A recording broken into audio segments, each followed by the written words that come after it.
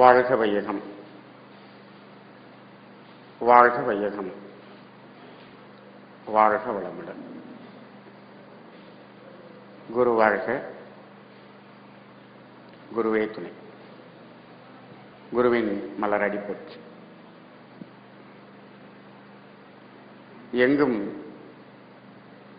நிறைந்திருக்கக்கூடிய இந்த வான்காந்த பெருவெளியிலே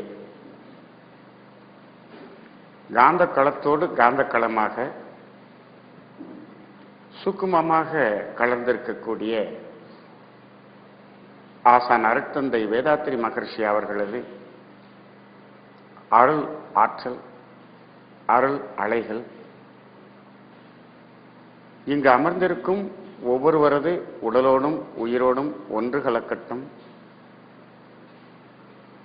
ஆசானவர்களோடு சுக்குமமாக கலந்திருந்த அனைத்து சித்தர் பெருமக்களையும் இந்த நேரத்தில் நினைவு கூர்வோம். அவர்களது அருள் ஆசிகளையும் நமதாக்கிக் கொள்வோம், உள்வாங்கிக் கொள்வோம்.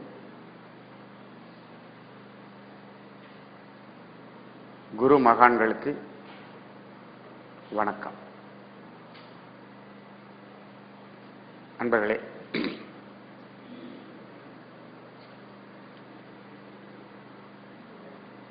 கோயம்புத்தூர் நல்ல ஊர் அப்படின்னு சொன்னார்.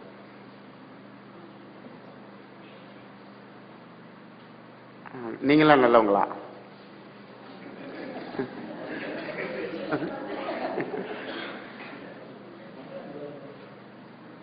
நீங்க நல்லவங்கெல்லாம் கை தூக்குங்க.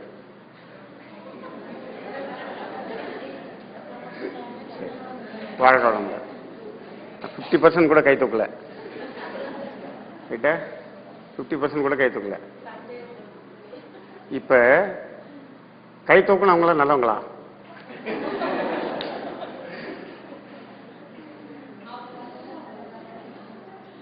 கை தூக்குனவங்களா நல்லவங்களா? இப்ப நான் நல்லவன் அப்படின்னு நம்ம கை தூக்குறோம் பார்த்தீங்களா, அது சரியா? இந்த கை தூக்காதவங்க எல்லாம் ஏன் தூக்கலன்னா, நான் நல்லவன் நான் சொன்னா நான் நல்லவனாக முடியாது.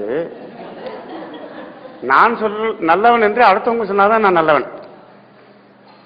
நான் நல்லவன் நான் தூக்கணும் அப்படி சொன்னா நான் நல்லவன் உறுதி இல்லை. ரைட்டா? அதானே? அப்ப என்னுடைய எண்ணத்திற்கு என்னுடைய செயல் நன்மையானது நல்லதா தெரியுது. ஆனா அது நல்லதா? அப்ப நம்ம நல்லவங்க யார் சொல்லணும்? தேர்ட் பர்சன் சொல்லணும், நம்ம சொல்லக்கூடாது. நம்மளை சார்ந்தவர்கள், நம்மளை சுத்தி இருக்கிறவங்க நம்மளை நல்லவங்கன்னு சொன்னா அப்பதான் நம்ம நல்லவங்க. அதானே? அப்ப என்னன்னா, நம்மளுடைய செயல்கள் அது மாதிரி அமையணும். இப்ப இறை வணக்கம் குரு வணக்கம் ஒரு அம்மா பாடினாங்க. அவ பாடும்போது குரு வணக்கத்துல தந்தை தாய் ஈருயிரும் ஒன்று சேர்ந்து தலைத்து ஒரு உடலாய் உலகில் வந்தோம். அந்த ஈர் உயிர் வினைகள் என்னது? அறமோ மற்றோ? அந்த ஈருயிர் வினைகள் அறமோ மற்றோ அப்படின்னா என்ன? அந்த ரெண்டு பேரும் செஞ்சது அறமோ மற்றோ. சாமியினுடைய வார்த்தையை பாருங்க. அறமோங்கிறதுல அந்த வார்த்தையை அழகா போட்டு, நல்லதா கெட்டதோ, அவங்க நல்லதும் செஞ்சிருப்பாங்க கெட்டதும் செஞ்சிருப்பாங்க. அவங்க செஞ்ச நல்லதையெல்லாம் அறமோ அப்படின்னு போட்டு, அவங்க சிலது கெட்டதெல்லாம் இருக்கு இல்லையா, மற்றோ அதை சொல்ல விரும்பல. அவரு எவ்வளவு ஒரு பெரிய உள்ளம் பாருங்க. அறமோ மற்றோ, அது நீங்களா புரிஞ்சுங்க. அறமோ புறமோ ஏதாவது ஒன்று போட்டுக்கலாம்ல. அறமோ முரணோ இப்படின்னு ஏதாவது ஒரு வார்த்தையை போட்டுக்கலாம். அறமோ மற்றோ, அந்த மற்றோங்கிறதுக்குள்ள என்ன இருக்கு? அதாவது செய்த பிறருக்கு கொடுத்த தீமைகள் இருக்கு. அந்த வினைகள் அறமோ மற்றோ. அந்த இடத்துல வினைகள் அரோமமற்றோம். வினைன்னா என்ன? அந்த இடத்துல வினைனா என்ன? வினைனா பதிவா செயலா? இந்த இடத்துல அந்த வினைக்கு என்ன பொருள்? அந்த ஈருயிர் வினைகள் அறமோ மற்றோ. அந்த ஈருயிர் வினைகள்ங்கிறது எதை குறிக்குது? பதிவை குறிக்கல, செயலை மட்டுமே குறிக்குது. பதிவுன்னு சொன்னோம்னா அறம்ங்கிறது ஒரு பதிவா? ஈருயிர் வினைகள் அறமோ மற்றோன்னா அறம்ங்கிறது ஒரு பதிவா? அறம்ங்கிறது நமக்கு பதிவிலையா வருது? இல்லையே, இல்ல. அந்த ஈருயிர் வினைகள்ங்கிறது செயல். அந்த வினைங்கிறது அந்த இடத்துல செயல். வெறும் வினைங்கிற வார்த்தை வந்தால் அது செயல். அதுக்கு பொருள் செயல். வினை புரிகிறோம், செயல் புரிகிறோம். அந்த வினை எப்படி இருக்கலாம்? நன்மையாக இருக்கலாம், தீமையாக இருக்கலாம். வினைகள் அறமோ மற்றோ. ஆனா செய்த பதிவுகள் எல்லாம் நம் சொத்தாச்சு. இதுல அந்த அறமோங்கிறதெல்லாம் ஒண்ணு இல்ல, அந்த மற்றவர் பார்த்தீங்களா, அதெல்லாம் பதிவாகி சொத்தாயிடுச்சு. செய்த செயல்கள்ல அந்த மற்றோங்கிறதெல்லாம் பதிவாயிடுச்சு. அப்ப வினை என்றால் செயல், வினை பதிவு என்றால் அங்கதான் நம்ம அந்த தீய வினை பதிவு. பதிவுங்கிறது அந்த செயலுக்கு பின்னாடி வரக்கூடிய ஒரு விளைவு, சரிங்களா? அப்ப அப்போ முன்னோர்கள் நல்லது செஞ்சிருக்காங்க, தீயவை செஞ்சிருக்காங்க.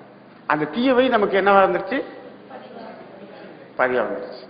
சரி, அதுக்கடுத்து அந்த வரி என்ன வருது? மற்றோ செய்த பதிவுகள் எல்லாம் நம் சொத்தாச்சு. அடுத்த வரி என்ன? இந்த அரும்பிறவியில் முன்வினை அறுத்து. இந்த அரும்பிறவியில் முன்வினை அறுத்து எல்லையில்லா மெய்ப்பொருளை அடைவதற்கு. அப்ப இந்த அரும்பிறவியில் முன்வினையை அறுத்து எல்லை, முன்வினை அறுத்தோம்னா எல்லையில்லா மெய்ப்பொருள் அடைஞ்சிடலாம், அவ்வளவுதானே? பின்வினை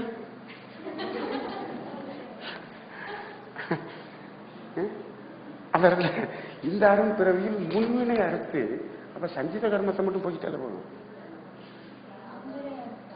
எல்லையில்லா மெய்ப்பொருள். அப்ப நம்ம செஞ்சதெல்லாம் ஒன்றும் பரவாயில்ல, நம்ம செய்யறதெல்லாம் அப்ப எல்லையில்லா மெய்ப்பொருள் அடையிறதுக்கு அது ஒன்றும் தடையில்லை போல, அப்படியா? அப்ப இதை எப்படி எடுத்துக்கிறது? அங்க முன்வினையை மட்டும் அறுத்துட்டு நம்ம எல்லையில்லா மெய், நம்ம செஞ்சதெல்லாம் நம்ம பிள்ளை அறுத்துட்டு போட்டோம், அங்க கொடுத்துருவோம். அங்க கொடுத்துருவோமா? இந்த அரும்பிறவியில் முன்வினை அறுத்து எல்லையில்லா மெய்ப்பொருளை உணர்வதற்குன்னு சொன்னா, அப்ப இது எப்ப? இந்த அருண் பிறக்கும் போது, நம்ம பிறக்கும் போது நம்மகிட்ட என்ன இருக்கு? முன்வினை மட்டும்தானே இருக்கு, அங்க பின்வினை இல்லை, அதானே? பின்வினை மூணு வயசுக்கு பின்னாடி தானே ஆரம்பிக்குது. 3 வயது வரை பின்வினை கிடையாது, சாமி சொல்லியிருக்காரு. 3 வயது வரை அந்த சஞ்சித கர்மம் மட்டுமே, பிராரப்த கர்மம் கிடையாது. 3 வயசுக்கு பின்னாடி தான் பிராரப்த கர்மமே ஸ்டார்ட் ஆகுது அப்படின்னு சாமி சொல்லியிருக்காரு. அது அனுபவத்தில் உண்மையா? 3 வயது வரைக்கும் பார்த்தீங்கன்னா அந்த வேண்டியவன் வேண்டாதவன், நல்லது கெட்டவன், இப்படி பிரித்து பார்க்கக்கூடிய தன்மை குழந்தைக்கு இருக்காது. 3 வயசுக்கு மேலே வந்துருச்சுன்னு சொன்னா யாரை பார்க்கணும், யாரை பார்த்தா சிரிக்கணும், யாரை பார்த்தா சிரிக்கக்கூடாதுன்னு அதுக்கு தெரியும். அது வரைக்கும் தெரியாது. அது எல்லாத்தையும் எப்படி பார்க்கும்? குழந்தையும் தெய்வமும் ஒன்று அப்படின்னு சொல்லுவாங்க, அந்த மாதிரி இருக்கும். அது பிறகுதான் பின்னாடி தான் ஆரம்பிக்குது. அதை நம்ம பிறகு எடுக்கும்போது அந்த இடத்துல நம்மளுடைய நோக்கம் முன்வினை அறுத்து எல்லையில்லா மெய்ப்பொருளை உணர்வதற்கு. அங்கதான் அப்ப அந்த வந்த இடத்துல இருக்கக்கூடிய நோக்கம். நம்ம வந்த பிறகு பின்வினையை சேர்த்துக்கிட்டு இருக்கிறது நம்ம அறியாமை, நம்ம வந்த நோக்கத்தை விட்டுட்டு நம்ம செய்யக்கூடிய செயல். அப்ப அதுக்கு குரு உயிரின் சேர்க்கை. அப்ப அந்த குரு உருவின் சேர்க்கை இல்லாமல் இதை விளங்கிக்கவும் முடியாது, அதை அறியவும் முடியாது, அடையவும் முடியாது. சரி, இப்படிதான் போயிட்டு இருக்கு. ஆக நம்ம முன்னோர்களும் நல்லவங்களாகவும் இருந்திருக்காங்க, தீயவங்களாகவும் இருந்திருக்கிறாங்க. சரி, இப்ப நம்மளும் நல்லவங்களாகவும் இருக்கிறோம், தீயவங்களாகவும் இருக்கிறோம். நம்ம முழுமையா நான் நல்லவன் அப்படின்னு சொல்றதுக்கு முடியாது. நல்லவர்களாக மாறிக்கொண்டிருக்கிறோம் அப்படின்னு சொல்லலாம். அதானே, கொஞ்சம் கொஞ்சமா நல்லவர்களாக மாறிக்கொண்டிருக்கிறோம். இங்க கூட போட்டிருக்காங்களே, இந்த கடைசி 2 வார்த்தையை மட்டும் எடுத்துக்கங்க. டுவர்ட்ஸ் பெர்ஃபெக்ஷன் தான், நாட் பெர்ஃபெக்ட், நாட் பெர்ஃபெக்டட். அப்படி இல்லை, நம்ம பெர்ஃபெக்ட் கிடையாது, டுவர்ட்ஸ் பெர்ஃபெக்ஷன். அப்ப அங்க பெர்ஃபெக்ஷன் இல்லைன்னு தானே அர்த்தம். அதானே, எது கான்சியஸ்னஸ் அது டுவர்ட்ஸ் பெர்ஃபெக்ஷன்ல இருக்கு, அறிவு டுவர்ட்ஸ் பெர்ஃபெக்ஷன்ல இருக்கு. இப்ப எப்படி இருக்கப்பா அறிவு? இப்ப நம்ம எப்படி இருக்கோம்? அறிவு கட்டவனா இருக்கும், அறிவு கட்டவனா இருக்கும். இப்ப டுவர்ட்ஸ் பெர்ஃபெக்ஷன்ல இருக்கும். அதானே, அதான் டுவர்ட்ஸ். பட்டறைக்கு வந்த பிறகுதான் டுவர்ட்ஸ் பெர்ஃபெக்ஷன் கூட ஆரம்பிக்குது போல இருக்கு. அது முன்னாடி, அதுக்கு முன்னாடி இல்லை, இங்க வந்த பிறகு டுவர்ட்ஸ் பெர்ஃபெக்ஷனே ஆரம்பிக்குது. சரி, ஆக நாம் நல்லவர்களாக ஆவதற்கான ஒரு முயற்சியிலும் பயிற்சியும் ஈடுபட்டுக் கொண்டிருக்கிறோம். சரி, வாழ்க வளமுடன். நம்ம ஒரு கடந்த 2 வகுப்புல நிறைய இந்த வினைப்பதிவு பற்றி, நிறைய வாழ்க்கையில அந்த வினைப்பதிவுக்கும் நம்மளுடைய வாழ்க்கை முறைக்கும் எப்படிங்கிற தொடர்பை பற்றி நிறைய பேசணும். பேசும்போது கடைசி வகுப்புல ஒரு கருத்தை ஒரு லேசா பேசிட்டு அதை ரொம்ப ஆழமா போகாம அப்படியே நிறுத்திட்டோம்.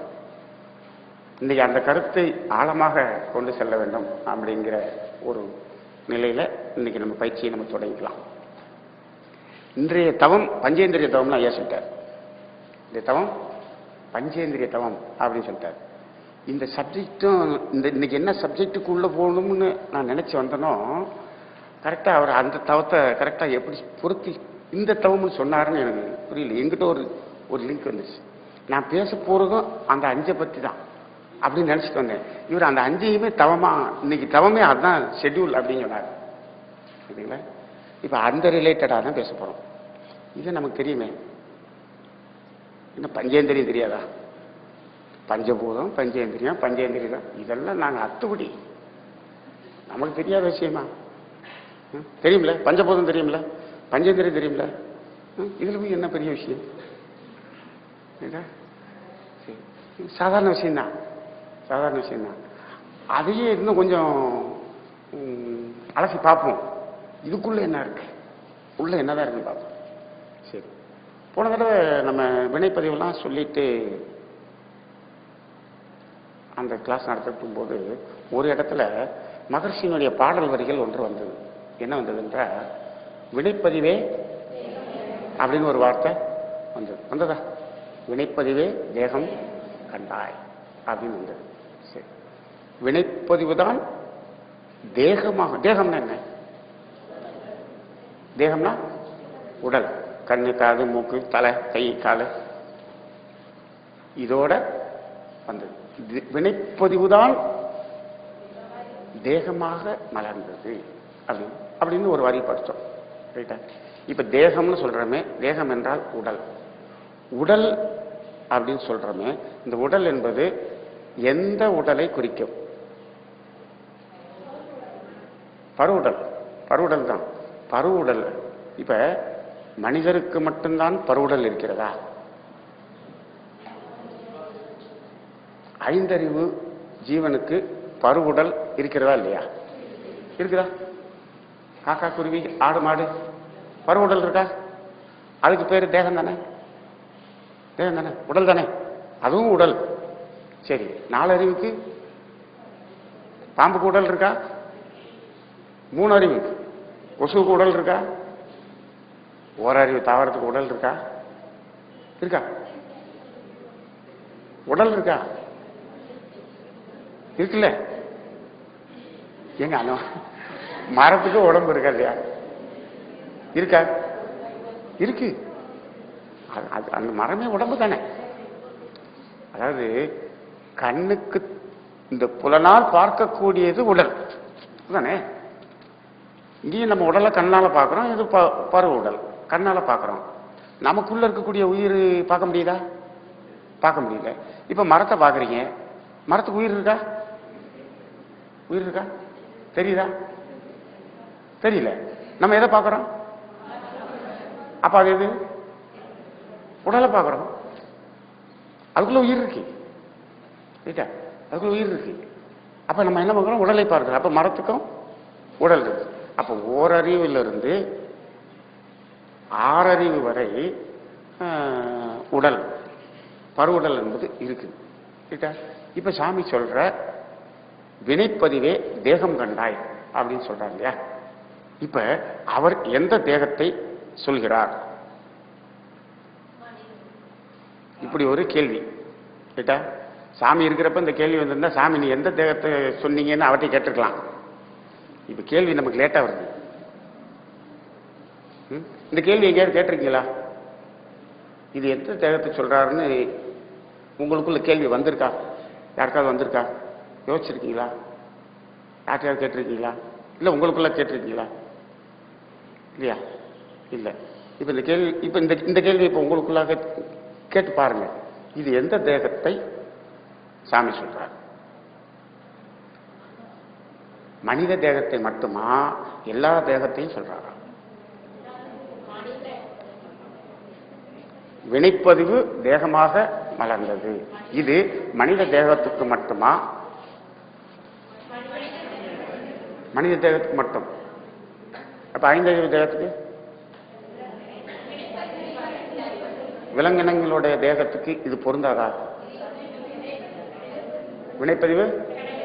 அப்ப அந்த தேகத்தினுடைய அந்த தேகம் எதுக்கு வந்துச்சு? இந்த தேகம் வினைப்பதிவு கழிக்கிறதுக்கு வந்துச்சு. அந்த தேகம் எதுக்கு வந்துச்சு? இந்த தேகம் வினைப்பதிவு கழிக்கிறதுக்கு வந்துச்சு. ஆனா அந்த வேலையை செய்யறது இல்லை. அது வேற. வினைப்பதிவு கழிக்கிறதுக்கு தான் தேகம் வந்துச்சு. இந்த தேகம் வேற ஏதோ செஞ்சுட்டு இருக்கு. அப்ப அந்த தேகம் எதுக்கு வந்துச்சு? அப்ப அந்த தேகத்துக்கு வினைப்பதிவு கிடையாதா? போன தடவை நம்ம விலங்கினங்கள்லாம் வினைப்பதிவு இல்லை அப்படின்னு நம்ம பேசினதை வச்சு இப்ப நீங்க சொல்றீங்க, பேசியிருக்கோம். அதனால அப்ப அந்த தேகத்தினுடைய நோக்கம் என்ன? அதுக்கு ஒரு உடல் வந்திருக்கிறதே. அப்ப அதனுடைய நோக்கம் என்ன? இது மனித தேகத்துக்கு மட்டும்தான் அப்படின்னு நம்ம சொல்றதா இருந்தா அதுக்கு ஆன்சர் என்னன்னு கண்டுபிடிக்கணும். அப்ப அந்த தேகம் எதுக்கு வந்தது அப்படிங்கிறத நம்ம தெளிவு பண்ணாதான் இது மனுஷனுக்கு மட்டும்தான் பொருந்தும். சாமி மனித தேகத்தை தான் குறிக்கிறார் அப்படின்னு நம்ம ஒரு முடிவுக்கு வரலாம். இல்லாட்டி முடிவுக்கு வர முடியாது. இல்ல அவர் எல்லா தேகத்தையும் என்ன சொல்றார் அப்படின்னு கூட ஒரு சொல்லலாம். இங்கேயே அப்படி ஏதாவது இல்ல அது எல்லா தேகத்துக்கும் பொருந்துங்கிறவங்க யாராவது இருக்கீங்களா? அப்படி ஏதாவது தோணுதா? எல்லா தேகத்துக்கும் எல்லா தேகத்துக்கும் அப்படின்னு ஒரு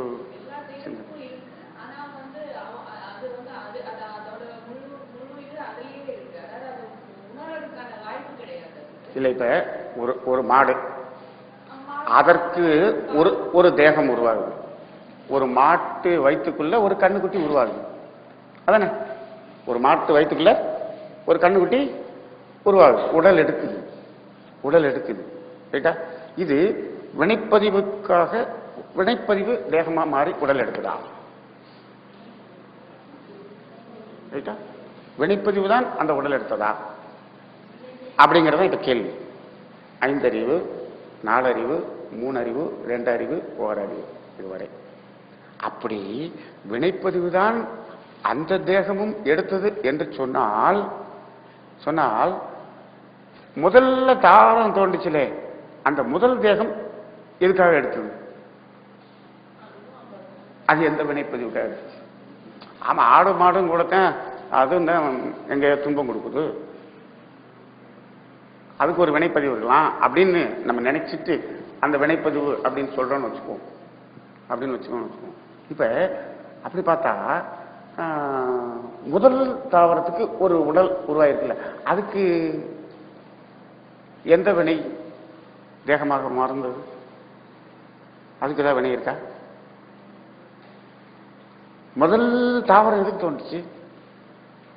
அந்த உடல் எதுக்கு உருவாச்சு? உயிரின பரிணாமத்துல முதல்ல ஓரறிவு தாவரம்னு ஒண்ணு உருவாது இல்லையா? எதுக்கு உருவாச்சு? வினைப்பதிவை தேகம் கண்டா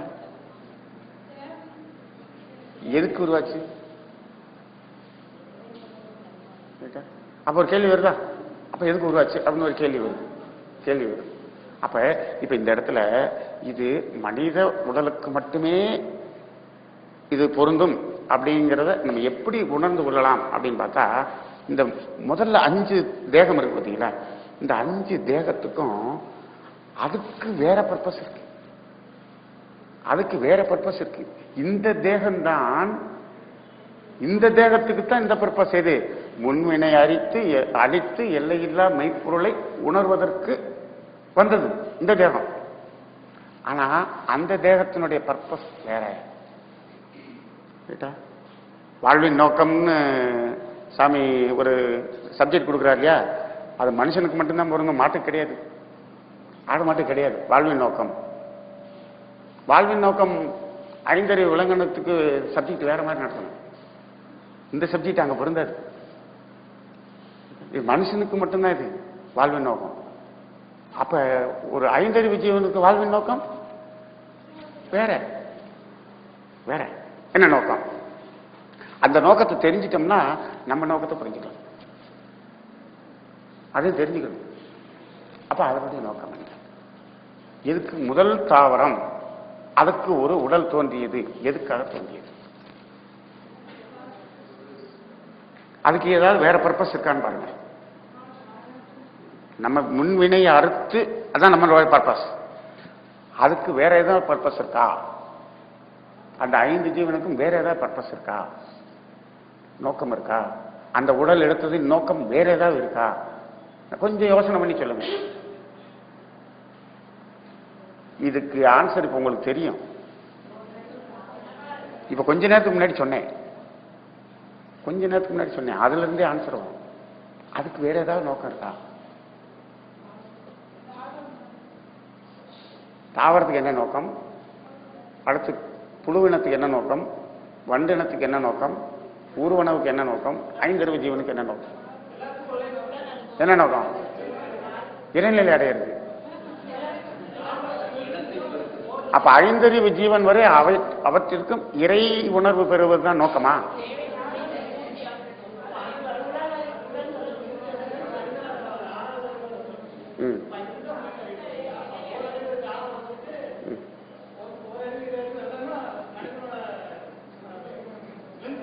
சரி.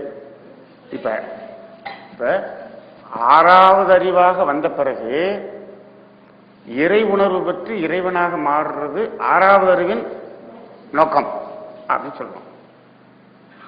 ஆனா அந்த 5 அறிவு அங்க நோக்கம் என்ன?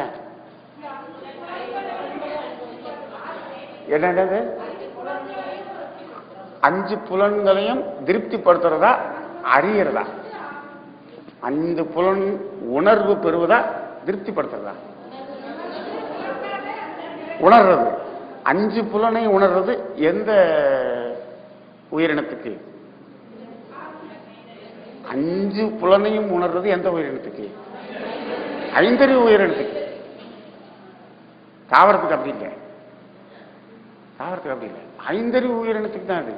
இப்ப பாருங்க, இப்ப இந்த 5 உயிரினங்களிலும் உடல் இருக்கு. இதுல முதல் அறிவு ஓரறிவு தாவரம், அங்கேயும் ஒரு உடல் இருக்கு. அந்த உடல்ல ஒரே ஒரு புலன் தான் இருக்கு. அந்த உடலுக்கு ஒரு புலன் தான் இருக்கு. இருக்கா? என்ன புலன்? தோல்ங்கிற புலன் மட்டும்தான் இருக்கு. அதுக்கு இருக்கா? அப்படி ஒரு உடல் உருவாச்சு. அப்ப அந்த உடலினுடைய நோக்கம் என்ன?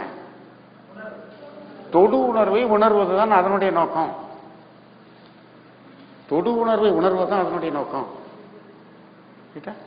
அதற்காகத்தான் அது தொடு உணர்வை உணர்வது அதோட நோக்கம் முடிஞ்சு போச்சு. வேற நோக்கம்லாம் இல்ல, அந்த முடிஞ்சு போச்சு. அப்ப இது எல்லாத்துக்குள்ளயும் அந்த அறிவு தான் இருக்கு. அந்த ஓர் அறிவு அப்படிங்கிற அந்த அறிவின் நோக்கம் அவ்வளவுதான். அந்த உடலினுடைய நோக்கம் அவ்வளவுதான். அது இறை உணர்வு பெறுவதெல்லாம் இல்லை. நீங்க பேசிக்கா இருக்கக்கூடிய அந்த அறிவாகிய தெய்வம் இருக்கே, அதனுடைய நோக்கம் எல்லாமே டுவர்ட்ஸ் பெர்ஃபெக்ஷன் தான். பெர்ஃபெக்ஷன் தான். இப்ப நமக்குள்ளாக அறிவாகிய தெய்வம் இருக்கா? இருக்கா? அதாவது அறிவாகிய தெய்வம் நமக்குள்ள இருக்கா? அதுதான் ஆறாவது அறிவா? அந்த ஆறாவது அறிவைத்தான் சொல்றீங்களா? அறிவாகிய தெய்வம் சொல்றது ஆறாவது அறிவா? இப்போ இப்ப இப்ப உங்களுக்குள்ள எத்தனை அறிவு இருக்கு? ஆறாவது அறிவு. ஆறாவது அறிவு. சரி, அந்த பர்ஃபெக்ஷனான அறிவும் இருக்கா? இல்லையா? இப்ப நம்மகிட்ட ஆறாவது அறிவு இருக்குங்க. நம்ம ஆறாவது அறிவு இருக்கு. அது குறையுடைய அறிவு. அதானே? மயங்கிய அறிவு, மயக்கத்தில் இருக்கக்கூடிய அறிவு. அதானே? அது இருக்கு. ஆறாவது அறிவு டுவர்ட்ஸ் பெர்ஃபெக்ஷன்ல இருக்கு. முழுமையான அறிவு இருக்கா? இருக்கா இல்லையா? இருக்கு. இருக்குல்ல? அப்ப பாருங்க, நமக்குள்ள ரெண்டு அறிவு இருக்கு. ஒண்ணு பர்ஃபெக்ஷனான அறிவு இருக்கு, கர்மயத்தின் மையத்துக்குள்ள இருக்கு, அதுவும் இருக்கு. ஆறாவது அறிவு. ஆறாவது அறிவு வேற. அந்த பர்ஃபெக்ஷனான அறிவு வேற. ரெண்டுமே இருக்கு. ரெண்டுமே இருக்கு. ரெண்டுமே இருக்கு. இருக்குல்ல? அப்ப ஓரறிவு தாவரத்திலையும் அந்த மையத்தின் மையத்துக்குள்ள போட்டீங்கன்னா அந்த பர்ஃபெக்ஷனான அந்த கான்சியஸ்னஸ் இருக்கு. இருக்கு. பெரிஃபெரியில பாத்தீங்கன்னா ஓரறிவு இருக்கு, ஓராவது அறிவு இருக்கு, இயக்கத்தில் வந்த அறிவு இருக்கு. இப்ப எப்படி? இப்ப அறிவு இயக்கமில்லாத பெருவழியாகிய அறிவாகிய தெய்வம் அப்படின்னு ஒண்ணுங்க. இயக்கமில்லாத பெருவழியாகிய அறிவுங்கிறது ஒண்ணு. இயக்கத்தில் வரும்போதும் அறிவு இருக்கு. இயக்கத்தில் அறிவு, இயக்கமில்லாத அறிவு ரெண்டு இருக்கு. இருக்கா? இயக்கமில்லாத அந்த முழுமையில் இருக்கக்கூடிய அறிவு தான் பர்ஃபெக்ஷன். இயக்கத்திலும் அறிவு இருக்கு. இயக்கத்திலும் அறிவு இருக்கு. இருக்கா? இயக்கமில்லாத அறிவு தான் இயக்கத்திலையும் வந்தது. இயக்கத்தில் அறிவு வரும்போது அதனுடைய கேரக்டர் வேற மாறிடுது. இயக்கமில்லாத இருந்ததுக்கு பட்டு இதுக்கும் மாறிடுது. ரைட்டா? அப்ப இயக்கத்திலையும் அறிவு மலர்ந்து வந்திருக்கு அப்படிங்கறது சாமி சொல்லியிருக்காரா? எங்க சொல்லியிருக்காரு? இயக்கத்தில் வந்துட்ட பிறகு முதல்ல இயக்கமில்லாத பெருவழியாகிய தெய்வம் அறிவு. இயக்கத்தில் வந்த பிறகு அறிவு.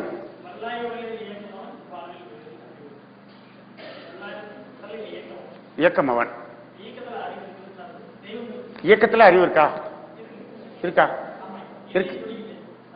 இப்ப இயக்கத்தில் அறிவு இருக்கா அப்படி எப்ப முதல்ல இயக்கம் ஆரம்பிச்சுல? முதல்ல இயக்கம் ஆரம்பிச்சுல? முதல் அணு, முதல் அணு அங்க இருந்து பார்ப்போம். இயக்கம்ங்கிறது அங்க ஆரம்பிச்சாச்சு. அதுக்கு முன்னாடி இயக்கம் இல்லாத பெருவழி. இயக்கம்னு முதல் அணு தோன்றியாச்சு இல்லையா?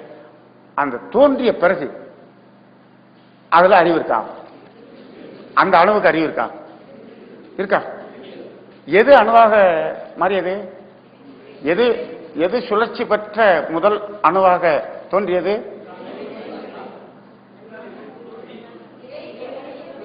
இறைநிலையா? இறைநிலையில் இருக்கக்கூடிய எது சுழற்சியாக வந்தது?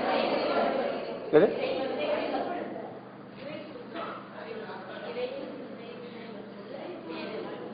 அழுத்தம்.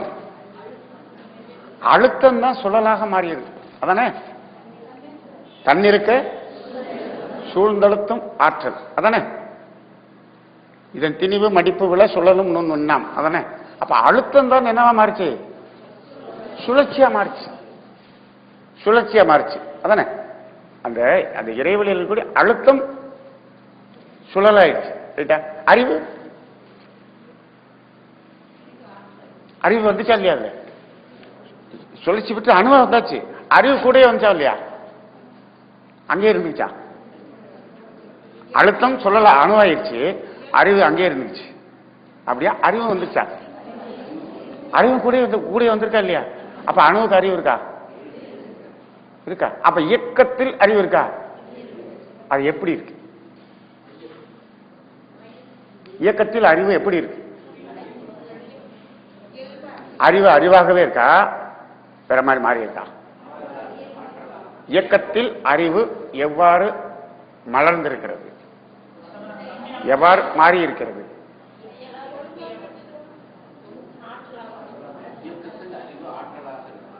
இயக்கத்தில் அறிவு எவ்வாறு இருக்கிறது? மகரி இயக்க ஒழுங்காக இருக்கிறதா? யார் சொன்னது? இயக்க ஒழுங்காக மட்டும் இருக்கிறதா? நீங்க சொன்ன ஆன்சர் கரெக்ட். இயக்க ஒழுங்காக மட்டும்தான் இருக்கிறதா? அமைப்பு, வடிவம், குணம் இயக்க ஒழுங்காக இருக்கிறது. வடிவம், குணம், இயக்க ஒழுங்குங்கிறதாங்க அறிவு. இந்த இந்த இடம் வந்து இப்ப மகர்ஷியினுடைய தத்துவத்தில் வந்து ரொம்ப விரிவா கொடுக்கல. நம்ம சிலபஸ் புக்கு எல்லாத்துலயுமே பார்த்தோம்னா இந்த இது விரிவா கொடுக்கல. நான் கூட இந்த அறிவை பற்றி மகர்ஷியினுடைய அந்த விளக்கம் வந்து ரொம்ப எலாபரேட்டா எங்கேயா கொடுத்துருக்கோன்னு பார்த்தேன். எம்எஸ்சி புக்லயாவது கொடுத்துருக்கோன்னு பார்த்தேன். எம்எஸ்சி புக்ல ஒரே ஒரு பேராகிராஃப் மட்டும்தான் இருக்கு. அதோட சரி, அதை விரிவா கொடுக்கல. அமைப்பு, துல்லியம், இயக்க ஒழுங்குங்கிறது என்னது? வடிவம், குணம், இயக்க ஒழுங்கு அப்படிங்கிறது எது?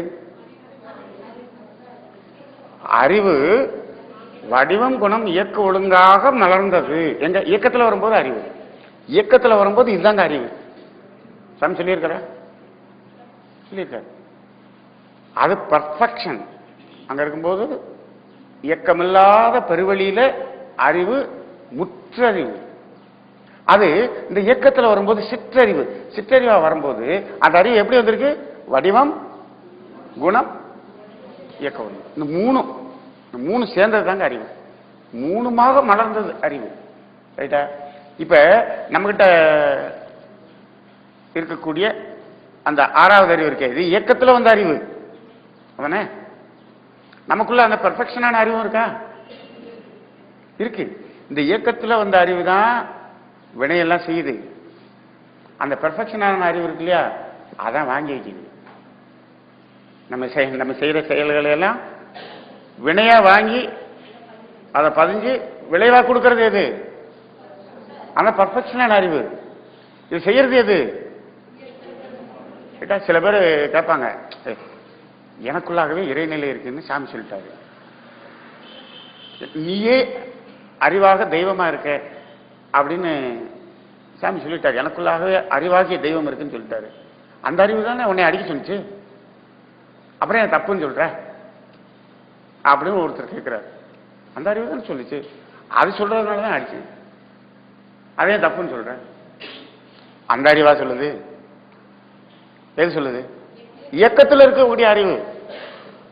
இயக்கத்தில் இருக்கக்கூடிய அறிவு வேற, இயக்கமில்லாத அறிவு வேற. நமக்குள்ள கர்மயத்துக்கும் மையத்துக்கும் உள்ள போனீங்கன்னா இயக்கமற்ற ஒரு வெளியாகிய அறிவு இருக்கு. இருக்கா? கர்மயத்துக்கும் உள்ள போங்க, அங்க என்ன இருக்கு? அசைவற்ற ஒரு வெளி இருக்கா? சுத்த வெளி இருக்குல்ல. அப்ப அங்க அந்த அறிவு இருக்கு. இப்ப இதை நம்ம புரிஞ்சுக்கணும்னா, இந்த முதல் பூதமாகிய விண் அல்லது பரமணு அப்படின்னு சொல்றோம் இல்லையா, இந்த விண் அல்லது பரமணுங்கிறத நீங்க எப்படி புரிஞ்சுக்கலாம்னா, அதை ஒரு ஒரு ஒரு இயக்கத்தில் இருக்க சுழற்சியில் இருக்கக்கூடிய ஒரு அலையா பாருங்க. அப்படி எடுத்து பாருங்க, ஒரு சுழற்சியில் இருக்கக்கூடிய ஒரு அலை அப்படின்னு. இதானே பரமணு? இதான பரமணு? இது முன்னாடி படிச்சவங்களுக்கு தெரியும், முன்னாடி பயிற்சி எடுத்தவங்களுக்கு தெரியும். ஒரு சுழற்சியாக இருக்கக்கூடிய ஒரு சுழல் அலை, அதுதான் பரமணு. பழைய ஆட்களுக்கு தெரியும், இப்ப இருக்கவங்களுக்கு வேற மாதிரி தெரியும். இப்ப இருக்கவங்களுக்கு வந்து அந்த துகள் சேர்ந்து ஒரு கூட்டாக விண்ணுன்னு சொல்லுவோம் அப்படின்னு சொல்லுவோம். ஆனா முன்னாடி அப்படி இல்லை. ஒரு ஒரு சுழல், ஒரு சுழல் அலை, இதே தான் பரமாணுன்னு சாமி சொல்லுவார். இப்ப ஒரு சுழல்னு வச்சுங்களேன், அந்த சுழலுக்கு ஒரு மையம் இருக்குமா? அந்த மையம் வந்து சுழலுமா? சுழாதில்ல. அங்க ஸ்பேஸ் இருக்குமா? இயக்கமற்ற வெளி இருக்குமா? இருக்கும் இல்லையா? இருக்கும்ல. அப்ப அதுக்குள்ள இருக்கிறது பர்ஃபெக்ஷன், அது அறிவு. அது அது அறிவு. இப்ப அந்த சுழல்ல இருக்கே, அங்கேயும் அறிவு மலர்ந்துருக்கு. உள்ள இருக்கிற அறிவு இயக்கத்தில் வரும்போது வடிவம் குணம் இயக்க ஒழுங்கா மலருது. ஆனா அதுவும் உள்ளே இருக்கு. நமக்குள்ளேயே இருந்துகிட்டு நம்மளை வேடிக்கை பார்த்துக்கிட்டு இருக்கான் இறைவன். நம்மளை ஆட விட்டு வேடிக்கை பார்த்துக்கிட்டு இருக்கிறான் இறைவன். அப்படிதான் சொல்லணும். நமக்குள்ளாக இருந்துகிட்டு இத்தனை நாடகத்தையும் நடத்தி கொண்டு அங்க உள்ள இருந்துகிட்டு அவன் பார்த்துக்கிட்டே இருக்கான். அப்ப அந்த இயக்கத்தில் வரக்கூடிய அறிவு வடிவம் குணம் இயக்க ஒழுங்கா மலர்ந்த அறிவு. அதானே? அப்படி வந்துருச்சு இல்லையா? சரி. அப்ப இப்படி வந்த அறிவு உயிரினங்களில் வரும்போது வடிவம் குணம் இயக்க ஒழுங்காக இருந்த அந்த அறிவு உயிரினங்களில் வரும்போது எப்படி வருது? அது மாறுது, இன்னும் கொஞ்சம் மாறுது. உணர்தல், இன்ப துன்பம் அனுபவித்தல், இரண்டிடையே வேறுபாட்டை கணித்தல் அப்படிங்கிற அளவுக்கு அங்க மலருது. எப்ப? உயிரினம் வரும்போது இப்படி வருது, இப்படி மலருது. அது அறிவு தான். அப்ப ஓரறிவுல இருந்து அஞ்சறிவு வரைக்கும் உணர்தல், இன்ப துன்பம் அனுபவித்தல், இரண்டிடையே வேறுபாட்டை கணித்தல். இது எது வரைக்கும்? ஓரறிவுல இருந்து 5 வரைக்கும் தான் இந்த அறிவு. இப்படி அப்ப முதல்ல 5 பஞ்சபூதமா வர்ற வரைக்கும் வடிவம் குணம் இயக்க ஒழுங்கு அறிவு. ஓரறிவுல இருந்து 5 அறிவு வர வரைக்கும் உணர்தல், இன்ப துன்பம் அனுபவித்தல், இரண்டிடையே வேறுபாட்டை கணித்தல். இது 5 அறிவு வர்ற வரைக்கும். 6க்கு வரும்போது அந்த 6வது அறிவுக்கு வரும்போது அந்த அறிவு இன்னும் மாறுது. அதனுடைய அந்த மலர்ச்சி என்ன அப்படின்னா, அது அதனுடைய அந்த 6வது அறிவுடைய மலர்ச்சி எப்படி சொல்றாங்கன்னா, அந்த மறைபொருள்களாக இருக்கக்கூடிய உயிர், மனம், தெய்வம், இதான 3 தானே மறைபொருள். மறைபொருளை உணரக்கூடிய, உணர்ந்து அந்த தெய்வ நிலையாக மாறக்கூடிய நிலைக்கு உயருது. இதுதான் 6வது அறிவு. அப்ப அந்த தெய்வ நிலையை உணர்ந்து தெய்வ நிலையாக மாறக்கூடிய ஒரு விசா மனிதனுக்கு மட்டும்தான் கொடுக்கப்பட்டிருக்கு. அதானே? மனிதனுக்கு மட்டும்தான் கொடுக்கப்பட்டிருக்கு. இங்கதான் அந்த அளவுக்கு உயருது அந்த அறிவு. அப்ப மனிதனால் தான் இறை உணர்வு வர முடியும், இறைவனாக மாற முடியும். அதுக்காக தானே வந்திருக்கோம். அப்ப இப்ப இந்த ஓரறிவுல இருந்து 5 அறிவு வரைக்கும் அப்ப அதற்குரிய உடல் எதுக்காக வந்தது அப்படின்னு பார்த்தா, உணர்தல், இன்ப துன்பம் அனுபவித்தல், இரண்டிடையே. அப்ப அந்த இடத்துல உணர்தல், அதுக்காகத்தான் அங்க அந்த உடம்பு வந்துச்சு. அந்த உடம்புடைய நோக்கம் உணர்தல். என்ன உணர்தல்? தாவரத்துக்கு என்ன உணர்தல்? தொடு உணர்வை உணர்தல், அழுத்தத்தை உணர்தல். அதானே? அழுத்தத்தை உணர்தல். அழுத்தம் எங்க இருந்துச்சு? அழுத்தம் இல்ல, இறைநிலையில இருந்த அழுத்தம். இப்ப நம்ம பஞ்சபூதங்கள்ல முதல் பூதத்துல காந்தத்தின் வெளிப்பாடு என்ன? அழுத்தம். அந்த அழுத்தத்தை உணர்தல் தான் இங்க. அந்த பஞ்சபூதத்தில் முதல் பரமாணுல அழுத்தம்னு வருது. அதானே? அதை அழுத்தம் சொல்றோம். எதை அழுத்தம்னு சொல்றோம்? அந்த முதல் பூதத்திலிருந்து வெளிப்படக்கூடிய காந்த தன்மாற்றம். அதானே அழுத்தம். அழுத்தம், ஒளி, ஒளி, சுவை, மனம் அப்படின்னு சொல்றோமே. அப்ப அது தன்மாற்றம். அதானே அழுத்தம். அதுல இருந்து வரக்கூடிய அந்த காந்தம் அழுத்தம். அதை உணர்வதற்கு தான் இங்க என்ன பண்ணுது? ஒரு புலன் உருவாகுது. ஓரறிவுக்கு உடம்பு, வெறும் உடம்பு வந்தது. உடம்புல ஒரு புலன் மட்டும் வந்தது. எதுக்கு? அந்த அழுத்தத்தை மட்டும் உணர்வதற்கு. அழுத்தத்தை உணர்வதற்கு அது வந்தது. இரண்டாவது அறிவு. ஈரறிவு உயிரினம். அதுக்கு ஒரு உடம்பு வந்தது. அந்த உடம்புக்கு வரும்போது தோலுங்கிற ஒரு புலனும் இருந்தது, கூட இன்னொரு புலன் புதுசா உருவாகுது.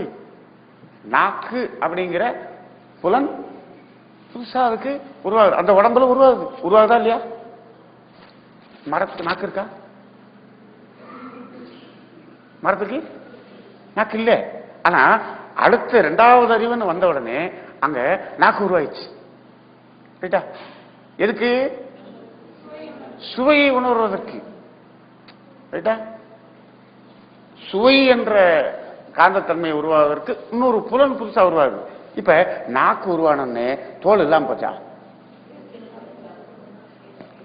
அதான் அங்க உணர்ந்தாச்சுல்ல, முடிஞ்சு போச்சுல்ல. அழுத்தத்தை உணர்ந்து தாவரமா மலர்ந்தாச்சு, அழுத்தத்தை உணர்ந்தாச்சு. அந்த பர்பஸ் முடிஞ்சிச்சு. அந்த உடம்புக்கு அந்த உடம்புலயே அழுத்தத்தை உணர்ந்தாச்சு. அப்ப அடுத்த நிலைக்கு வரும்போது வெறும் நாக்கு மட்டும் வச்சுட்டு தோல் இல்லாம அப்படி வந்துச்சா? தோலோட நாக்கு வந்துச்சா? தோலோட நாக்கு. அப்ப அதனுடைய நோக்கம் என்ன? இரண்டாவது அறிவின் நோக்கம் அழுத்தத்தையும் உணரணும், சுவையையும் உணரணும், ரெண்டையும் உணர்றது அங்க தானே அதனுடைய நோக்கம். ஒண்ணு விட்டு போல முடிஞ்சுச்சுன்னா திருப்பி அதுவும் என்ன பண்ணுது? இங்க கண்டினியூ ஆகுது. மூணாவது வண்டுன்னு வருது, அங்க மூக்கு வருது, நாக்கு இல்லாம போயிடுச்சா?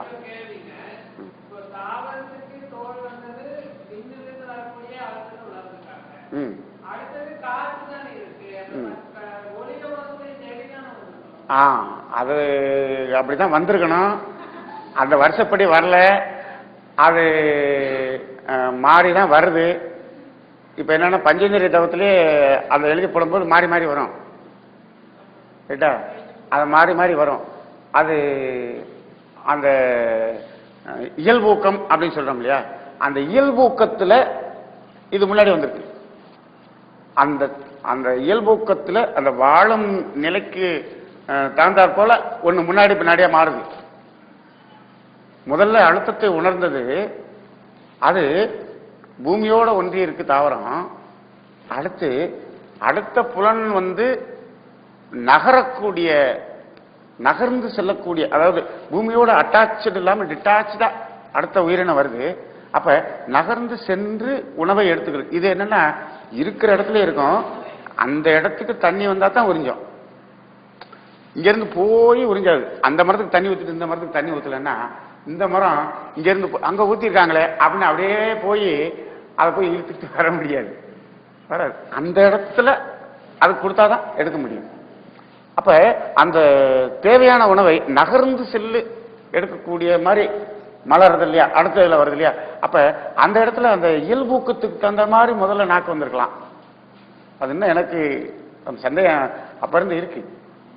அப்ப அந்த இயல்பூக்கத்துக்கு தகுந்தாற் போல முதல்ல நாக்குங்கிறது நீரினுடைய உணர்வு. அது ரெண்டாவது வந்துருச்சு, ரெண்டாவதாக மலர்ந்துருச்சு. நீரினுடைய இப்ப பாத்தீங்கன்னா இது வந்தது. பாத்தீங்கன்னா இதோட கொஞ்சம் மேல அது இருக்கும், அதோட கொஞ்சம் அப்படி மேல இருக்கும். இப்படிதான் ஒவ்வொன்றா வந்திருக்கு. அந்த வருஷம் மாறிதான் இருக்கு. அது இன்னும் கொஞ்சம் சிந்தனை பண்ணி சிந்தனை பண்ணி பாருங்க. உடனே இருந்திருக்கலாம். அது முதல் தாவரம் நீருக்குள்ள தோன்றியதுனால அடுத்தது நேரா நீரினுடைய சுவைக்கு போயிருக்கலாம். ரைட்டா?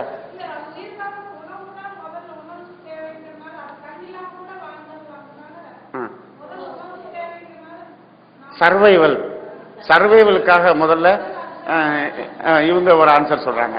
இது சர்வைவலுக்காக முதல்ல நாக்கு வெளிப்பட்டிருக்கலாம். ஆக அந்த அறிவினுடைய நோக்கம் என்னன்னா இந்த அஞ்சையும் உணரணும். எதை முதல்ல உணர்றது, எதுக்கு ப்ரையாரிட்டி கொடுக்கறது, அது அந்த அறிவு டிசைட் பண்ணிருக்கு. இதெல்லாம் நம்ம மனுஷன் வர்றதுக்கு முன்னாடி அது டிசைட் பண்ணிடுச்சு. அப்ப அது நாக்கு வந்தது. அப்ப நாக்கு வரும்போது தோலும் சேர்ந்து இருந்தது. சரி, அதுக்கு அடுத்தது மூக்கு வந்தது இல்லையா? வண்டு இனத்துல மூக்கு வரும்போது நாக்கு இருந்துச்சா? அதுக்கும் தோல் இருந்துச்சா? நாக்கும் தோலும் இருக்குது, அடிஷனலா தான் மூக்கு வருது. ரைட்டா? அடிஷனலா இன்னொரு புலன் வருது. அப்ப அது எதை உணர்வதற்கு? வாசனையை உணர்வதற்கு. அப்ப அதனுடைய அந்த உடம்புடைய நோக்கம் என்ன? அழுத்தம் சுவை ரெண்டையும் உணர்ந்து அடிஷனலா வாசனையும் உணர்வதற்காக அந்த உடல் வந்தது. அதுக்காக அந்த உடல் தோன்றியது. சரியா? அப்ப ஒவ்வொரு உடம்புக்கும் நோக்கம் இருக்கா? இருக்கு இல்லையா? நாலாவது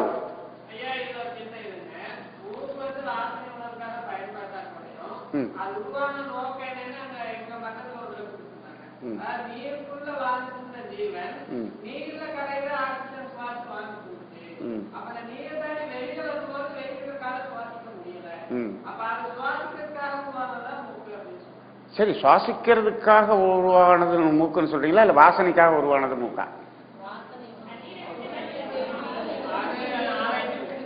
அதாவது மூக்கு வெளியில வந்தா சுவாசிக்கிறதுக்குன்னு சொல்லிட்டீங்க. இப்ப நீருக்குள்ளேயும் சுவாசிக்கிற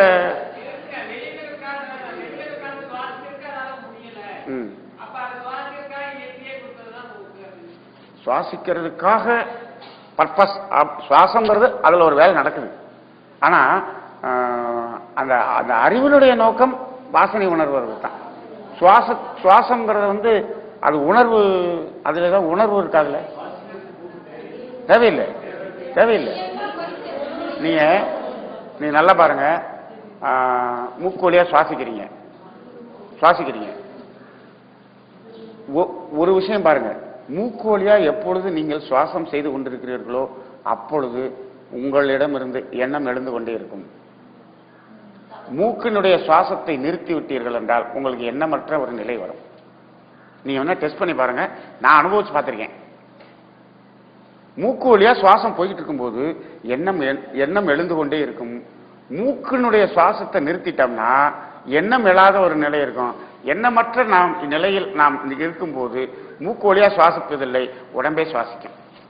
நீங்க வேணா நீங்க டெஸ்ட் பண்ணி பாருங்க. அதான் பக்குவமா டெஸ்ட் பண்ணி பார்க்கணும். எண்ணம் நிலைக்கு போகணும்னு சொல்லிட்டு மூக்கை பிடிச்சிட்டு உட்காந்துட்டீங்கன்னா எண்ணமே இல்லாத நிலைக்கு போயிருக்கீங்க, சுத்தமா காலி ஆயிடும். ரைட்டா? என்ன பண்ணி பார்க்கலாம்னா அந்த சுவாசத்தை குறைச்சு குறைச்சு குறைச்சு குறைச்சு குறைச்சு நீங்க என்ன பண்ணணும், மெடிடேஷன்ல நல்லா பாருங்க. நீங்க உண்மையான துரியாதீதம் பண்ணியிருந்தீங்கன்னா, உண்மையான சிவகலத்தில் இருந்திருந்தீங்கன்னா, அப்படி யாராவது உண்மையான சிவகலத்தில் இருக்கிறவர்கள் மூக்குக்கு பக்கத்துல கையை வச்சு பாருங்க, சுவாசம் இருக்காது, இருக்காது. உண்மையான இந்த மாதிரி எல்லாத்தையும் துரியாதம் பண்ண சொல்லிட்டு பொறுப்பாசிரியர் அதை பார்த்தோம்னா எத்தனை பேர் துரியாதம் பண்றாங்கன்னு தெரிஞ்சு போயிடும். இருக்காது. அதுல ஒடுங்கிட்டோம்னா இந்த சுவாசம் இருக்காது, உடம்பே சுவாசிக்கும். நீங்க இது வழியா தான் காத்து இழுக்கணும்னு அவசியம் இல்லைங்க, எப்படி வேணாலும் எடுத்துக்கலாம்.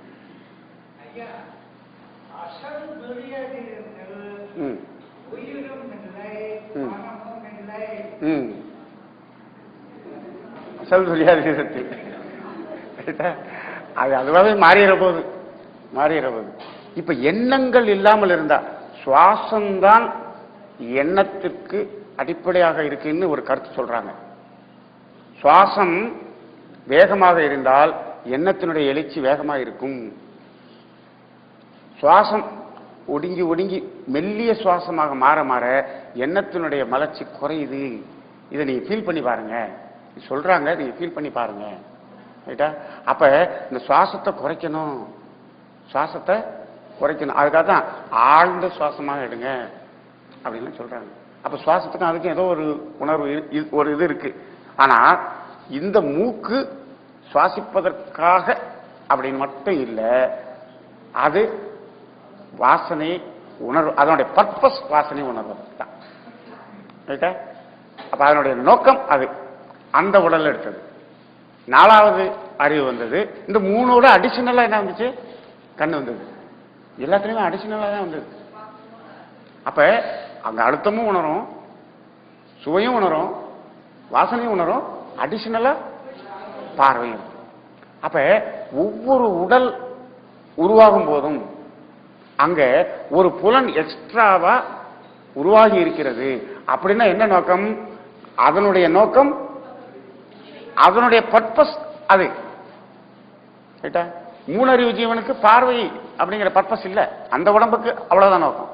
ஆனா இந்த உடம்புக்கு அடிஷனலா இதையும் உணரணுங்கிறது நோக்கம். அங்க உணர்தல் தான் அறிவு. அப்ப ஐந்தாறு அறிவு வரும்போது இந்த நாளும் இருக்கு, நாளோட காதும் இருக்கு, இந்த அஞ்சையும் உணர்வு அதனுடைய நோக்கம். அப்ப இந்த ஓரறிவு முதல் ஐந்தறிவு வரை இருக்கக்கூடிய தேகத்தின் உடலினுடைய தேகம் எதுக்காக வந்தது என்று சொன்னால், அந்த தேகம் வரும்போது ஒரு புலன் எக்ஸ்ட்ராவா வந்து அப்ப அந்த புலன் உணர்வுக்காக அந்த தேகம் எடுக்கப்பட்டது. சரியா? அதுக்காக தான் அந்த தேகம் வந்தது, வினைப்பதிவுக்காக இல்ல. ஐந்தறிவு ஜீவன் ஒரு மாடு, அது எதுக்காக அந்த தேகம் வந்தது? அந்த தேகம் வரும்போது மலரும் போது காதுங்கிற ஒரு புலன் வந்துச்சு. அப்ப அதனுடைய நோக்கம் அந்த உணர்வுக்கு. ரைட்டா? இப்ப நம்மெல்லாம் யாரு? மனிதன். மனிதன் தானே? மனிதன். இப்ப மனிதனுடைய நோக்கம், மனித உடம்பு வரும், இந்த தேகம் வரும்போது ஏதாவது புதுசா ஒரு புலன் வந்திருக்கா? அஞ்சறிவு வரைக்கும் ஒவ்வொரு புலன் புதுசு புதுசா வந்துச்சு இல்ல? தோல் வந்துச்சு, நாக்கு வந்துச்சு, மூக்கு வந்துச்சு, கண்ணு வந்துச்சு, காது வந்துச்சு. மனுஷனுக்கு வரும்போது, மனுஷன் என்ற இந்த தேகம் வரும்போது அந்த அஞ்சே தான் வந்திருக்கு. அதுக்கு மேல ஒரு எக்ஸ்ட்ரா புலன் ஒண்ணு வரலையே. எக்ஸ்ட்ரா இன்னொரு புலன் வந்திருந்தால் நம்மளுடைய நோக்கம் என்ன? அந்த அஞ்சு ஆறு புலன் உணர்வையும் உணர்வது, அதான் நோக்கம். ஆனா எக்ஸ்ட்ரா புலன் வரலையே. யாருக்காவது எக்ஸ்ட்ரா புலன் வந்திருக்கா? கொடுத்திருந்தா நல்லா இருந்திருக்கும், பேசாம அதுலயே போயிருந்திருக்கலாம். அப்ப மனித உடம்புக்கு ஆறாவது புலன் என்று ஒன்று வரல. ரைட்டா? அப்ப இந்த ஆறாவதனுடைய நோக்கம் வேற ஏதோ புலன் உணர்வு கிடையாது. இந்த புலன் உணர்வு ஆறாவது அறிவின் நோக்கம் அல்ல. ஆனா இந்த ஆறாவது அறிவின் நோக்கம் புலனுணர்வே கிடையாதுன்னு சொல்ல முடியாது. அப்படித்தானே? இந்த ஆறாவது அறிவுக்கு புலனுணர்வு நோக்கமே இல்லைன்னு சொல்ல முடியாது. இந்த அஞ்சும் இருக்கு, அஞ்சோட அடிஷனல் தானே. ஒவ்வொரு உடம்பு வரும்போதும் ஒன்னோட இன்னொரு அடிஷனல், ரெண்டோட இன்னொரு அடிஷனல், இப்படித்தானே வந்துச்சு. இப்ப அஞ்சு வந்தாச்சு, அஞ்சு நம்மகிட்டையும் இருக்கு, அஞ்சோட இன்னொரு அடிஷனல் ஆறாவது அறிவு. அப்ப இந்த ஆறாவது அறிவு இந்த அஞ்சையும் அஞ்சு உணர்வையும் பெறணும். அதுக்கு மேல அடிஷனல் இன்சார்ஜ் ஒன்று கொடுக்கப்பட்டிருக்கு, அடிஷனலா ஒரு, அதான் ஆறாவது அறிவு. எது? அதுதான் இந்த இந்த புலன் வழியாக இந்த அழுத்தத்தை உணர்வது எது என்று அறிந்து கொள்வது. ரைட்டா? இந்த புலன் வழியாக அழுத்தம், ஒளி, சுவை, மனதை உணர்வது எது? உணரப்படும் பொருள் எது? உணர்வது எது? உணர்பவர் யார்? இதுக்கு மூலம் எது? இது எல்லாத்தையும் உணர்ந்து அதுவாக மாறக்கூடியது, அதுதான் ஆறாவது அறிவு. அதான் நோக்கம், இதனுடைய நோக்கம் அது. அப்ப நம்ம அஞ்சு புலன் உணர்வையும் பெறணும், அடிஷனலா இறை உணர்வையும் பெறணும். இதுதான் ஆறாவது அறிவு. ரைட்டா? நமக்கு ஆறாவது புலன் இல்லாதனால இதான் நோக்கம். இப்ப இறைவனக பாடல் பாடும்போது என்ன பாட்டு பாடினாங்கன்னா, அண்டமதி அழுத்தமெனும் உந்தாற்றல் அப்படின்னு பண்ணாங்கல்ல. அழுத்தமெனும் உந்தாற்றல் ஒன்றை கொண்டு அணுமுதலாய் அண்டகோடி அனைத்தும் ஆக்கின்னு சொன்னாங்க. அதானே? பிரபஞ்ச பரிணாமம்னு சாமி சொல்லி இருக்கிற வரைக்கும் ஆக்கி, எப்ப தன்மாற்றம்னு மாறிச்சோ அதை ஆகின்னு மாத்தணும். அதானே? சாமி முதல்ல அந்த பாட்டு எழுதும் போது பிரபஞ்ச பரிணாமம் அப்படின்னு சொல்லிக்கிட்டு இருந்தாரு. கடைசியா பிரபஞ்ச பரிணாமம் இல்ல, அது தன்மாற்றம் சொன்னார்ல, அதுவே தான் மாறி இருக்கு.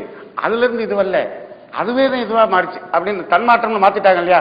அப்ப இந்த இடத்துல ஆக்கிங்கிறது என்னவா மாறுது? ஆகி. அணுமுதலாய் அண்டகோடி அனைத்தும் ஆகின்னு சொன்னோம்னா தன்மாற்றம், ஆக்கின்னு சொன்னோம்னா பரிணாமம்.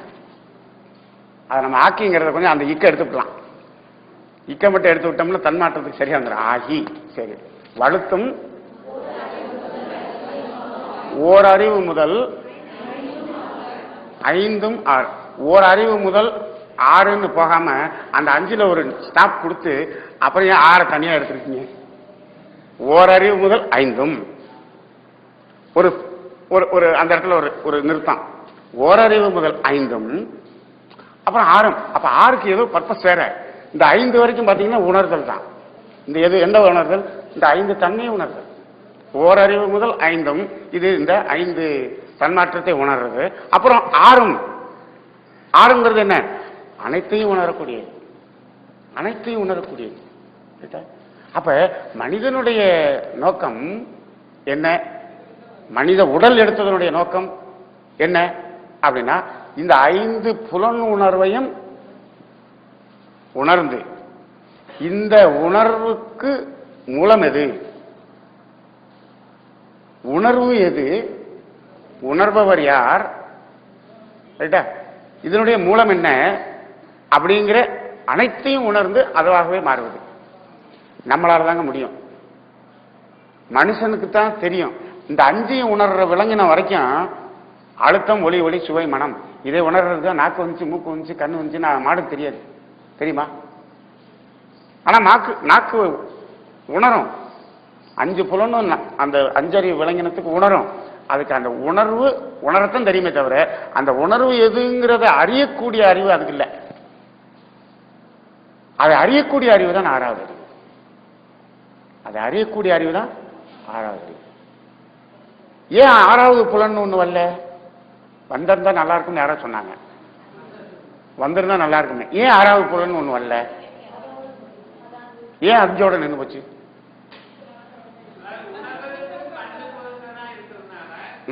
6வது பூதம் வரல. அப்ப ஆன்சர் நீங்களே சொல்லிட்டீங்க. ரைட்டா? ஏன்னா 5 பஞ்சபூதம் தான் இருக்கு. 5 பஞ்சபூதத்துக்கு 5 தன்மைகள் தான் இருக்கு. அப்ப 5 தன்மையை உணர்றதுக்கு 5 புலனு. அப்ப 6வது பூதம்னு ஒண்ணு இல்ல. 6வது புலன் தேவையில்லை. முடிஞ்சிச்சு. சைக்கிள் முடிஞ்சுது. இறைவன் அணுவாக மாறி அண்டங்களாக மாறி பஞ்சபூதங்களாக மாறிட்டான். மாறியாச்சு. பஞ்சபூதங்கள்ல இருந்து காந்தம் வெளிப்பட்டாச்சு. 5 தன்மை வெளிப்பட்டாச்சு. வெளிப்படுத்தினதை உணர்றதுக்கு அறிவு மலர்ந்து என்னாச்சு? அறிவு மலர்ச்சி பெறுது. உணரக்கூடிய அறிவு மலர்ச்சி பெறுது. அப்ப உணர ஆரம்பிச்சிச்சு. 1 2 3 4 5 வந்த 5ஐயும் உணர்ந்தாச்சு. பர்பஸ் முடிஞ்சு போச்சு. அடுத்து என்ன வேலை? Return back. அவ்வளவுதான். ரிட்டர்ன் பேக் அவ்வளவுதான். இப்ப எல்லாம் ரிஷிகேஷ், பத்ரிநாத், கேதார்நாத் டூர் போறீங்க. போயாச்சு. ரிஷிகேஷ் போயாச்சு, பத்ரிநாத் போயாச்சு, கேதார்நாத் போயாச்சு, திருப்பி ரிஷிகேஷ் வந்தாச்சு, டெல்லிக்கு வந்தாச்சு, நியூ டெல்லி ரயில்வே ஸ்டேஷன் வந்தாச்சு. இப்ப அடுத்து என்ன வேலை? கேரளா எக்ஸ்பிரஸ்ல ஏறி நேரா கோயம்புத்தூர்ல வந்து இறங்குறது. இதான வேலை? ஏன் வேலையெல்லாம் முடிச்சு? வேலையெல்லாம் முடிச்சு. அந்த டெல்லியில நியூ டெல்லி ரயில்வே ஸ்டேஷன்ல தான் ஆரம்பிக்குது 6வது அறிவு. Return back. அதுபோல இங்க 5 பூதம் வந்தாச்சு, 5 தன்மாற்றம் வந்தாச்சு, 5ஐயும் உணர்ந்தாச்சு. உணர்ந்தாச்சு. அறிவு உணர்வாக மலர்ந்தது. அப்ப முடிச்சுது. அதுக்கு மேல 6வது புலன் ஒண்ணு உணர்வதற்கு அங்கு ஒரு தன்மாற்றம் இல்லை. அப்ப என்னாச்சு? அனைத்தையும் உணர்ந்து அதுவாகவே மாறுவதுதான் இப்ப 6வது அறிவு வேலை. அதான். இப்ப 6வது பூதம்னு ஒண்ணு இருந்திருந்தா காந்த தன்மாற்றம் 6ஆம் மாறி இருக்கும். அப்ப நமக்கும் ஒரு புலன் வந்திருக்கும். நம்மளும் இந்த புலன் இன்பத்திலே இருந்திருக்கலாம். இந்த புலன் உணர்வுல இருந்திருக்கலாம். 6வது பூதம் ஏன் இல்ல? 6வது பூதம் ஏன் இல்லை? 6வது பூதம் வந்திருந்தால் 6வது புலன் வந்திருக்கும். ரைட்டா? அடுத்து மனுஷனை தாண்டி 7வது அறிவு என்று ஒன்று வந்திருக்கும். ஒரு ஜீவன் ஒன்று வந்திருக்கும். ரைட்டா? 6வது பூதமே வரலையே. இனிமேல் எதுவும் வருமோ? ஆமா, எல்லாமே 5வது பூதம் தான். அதுவும் 5வது பூதம் தான். அதுவும் 5க்குள்ள தானே இருக்கு. அதையும் 5 தான் சொல்றோம். பூமிக்குள்ள தான் இருக்கு. 6வது பூதம் இருக்கா? இல்ல இனிமேல் உருவாகுமா? அதுதான் அந்த அது முடிஞ்சதுனால தானே அடுத்து உணரக்கூடிய ஓரறிவு தாவரமே வந்துருச்சு. எப்ப உணரக்கூடிய தாவரம் வந்தாச்சு அதுக்கப்புறம் ஆறாவது பூதம் வர்றதுக்கு வாய்ப்பு இல்லை. ஏன் ஆறாவது பூதம் வரல? இப்படி ஒரு கேள்வி கேளுங்க, நீங்களே கேளுங்க. ஏன் ஆறாவது பூதம் ஒன்றும் வரல? ஏன் 5ஓட நின்று போச்சு? 5 வரைக்கும் வந்துச்சு இல்ல, ஏன் 6 வரல? யாரு போதும் போதும் அப்படின்னு நிறுத்தினது யாரு? 5 போதும்னு நிறுத்திட்டாரு யாரு? ஏன் 5ஓட நின்று போச்சு? ஏன் 5ஓட நின்று போச்சு? ஏன் 6 வரல? ஏன் 6வது பூதம் என்று ஒன்று தோன்றவில்லை? இதுக்கு மகிழ்ச்சி ஆன்சர் கொடுத்திருக்காரா? யாராவது கேட்டிருக்கீங்களா? மகிழ்ச்சிட்ட கேட்டிருக்கீங்களா? ஆன்சர் கொடுத்திருக்காரா? நான் கேட்டிருக்கோம். ஏன் சாமி 6வது பூதம் வரல? 5 வரைக்கும் வந்துச்சுல்ல, ஏன் 6வது பூதம்னு ஒண்ணு இல்லை? வராது, வர முடியாது, இனிமேலும் வராது அப்படின்னு சாமி சொல்லிட்டார். ஏன் வராது? ஏன் வராது? அப்ப சாமி அதை விளக்குனாங்க, போர்டு வச்சு விளக்குனாங்க. ரைட்டா? போர்டு வச்சு விளக்குனாங்க. அவர் விளக்குன பிறகு ஆமா வராது அப்படின்னு நாங்க எல்லாரும் ஆமா வராது அப்படின்னு ஒத்துக்கிட்டோம். ஏன்னா அவருடைய விளக்கம் ஒத்துக்கிற மாதிரி இருந்துச்சு. சாமி விளக்குன பிறகு அது நம்மளால சாமியினுடைய விளக்கம் எப்பயுமே பாத்தீங்கன்னா ஒரு உதாரணங்கள் சொல்லி விளக்குவாங்க. விளக்குன பிறகு மேக்சிமம் அது நம்ம மனம் ஏற்றுக்கொள்ள வகையில் இருக்கும் அவருடைய விளக்கம். அது ஏற்றுக்கொள்ளும் வகையில் இல்லைன்னா விளக்கவே மாட்டார் சாமி. அதை யோசனை பண்ணுங்க, தெரியும் அப்படின்ட்டு டக்குன்னு கட் பண்ணிடுவாங்க. திங்க் பண்ணுங்க, ஒரு நாளைக்கு தெரியும் அப்படின்ட்டு பாஸ் பண்ணிடுவாங்க. அவங்க விளக்க ஆரம்பிச்சாங்கன்னு வச்சுங்க, நமக்கு விளங்கிடும். விளங்குற மாதிரி இருந்தால் தான் விளக்குவாங்க. அப்ப ஏன் 6வது பூதம் வரல அப்படின்னு பார்த்தா, இந்த பூதமே எப்படி 1ல இருந்து 2, 3, 4 எப்படி வந்துச்சு?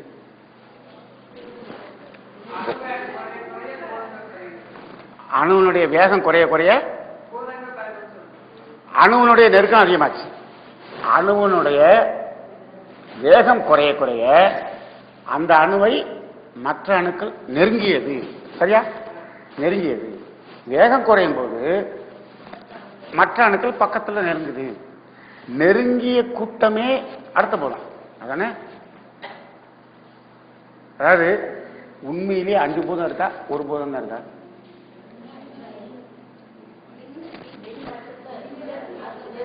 அப்ப உண்மையில ஒரு பூதம் தான் இருக்கு, பொய்யா 5 பூதம் இருக்கு. பொய்யா 5 பூதம் இருக்கு, உண்மையிலே ஒரு பூதம் தான் இருக்கு. அந்த ஒண்ணு எது? பரமானு. ஒரு பூதம் பூதம்னு எடுத்துட்டாங்கன்னா ஒண்ணுதாங்க. காட்சிக்கு தான் 5 தெரியுது. அதானே? அது வேறையா? அது வேற வேற பூதம் சொல்றோம். அதனுடைய காட்சி வெளிப்பாடு அது 5 தெரியுது. தெரியுது. ஆனா அதேதான், ஒண்ணுதான் 5 தெரியுது. ஒண்ணுதான் தோற்றத்திற்கு 5 தெரியுது, நெருக்கத்துக்கு தாண்டார் போல 5 தெரியுது. அதானே? அதானே?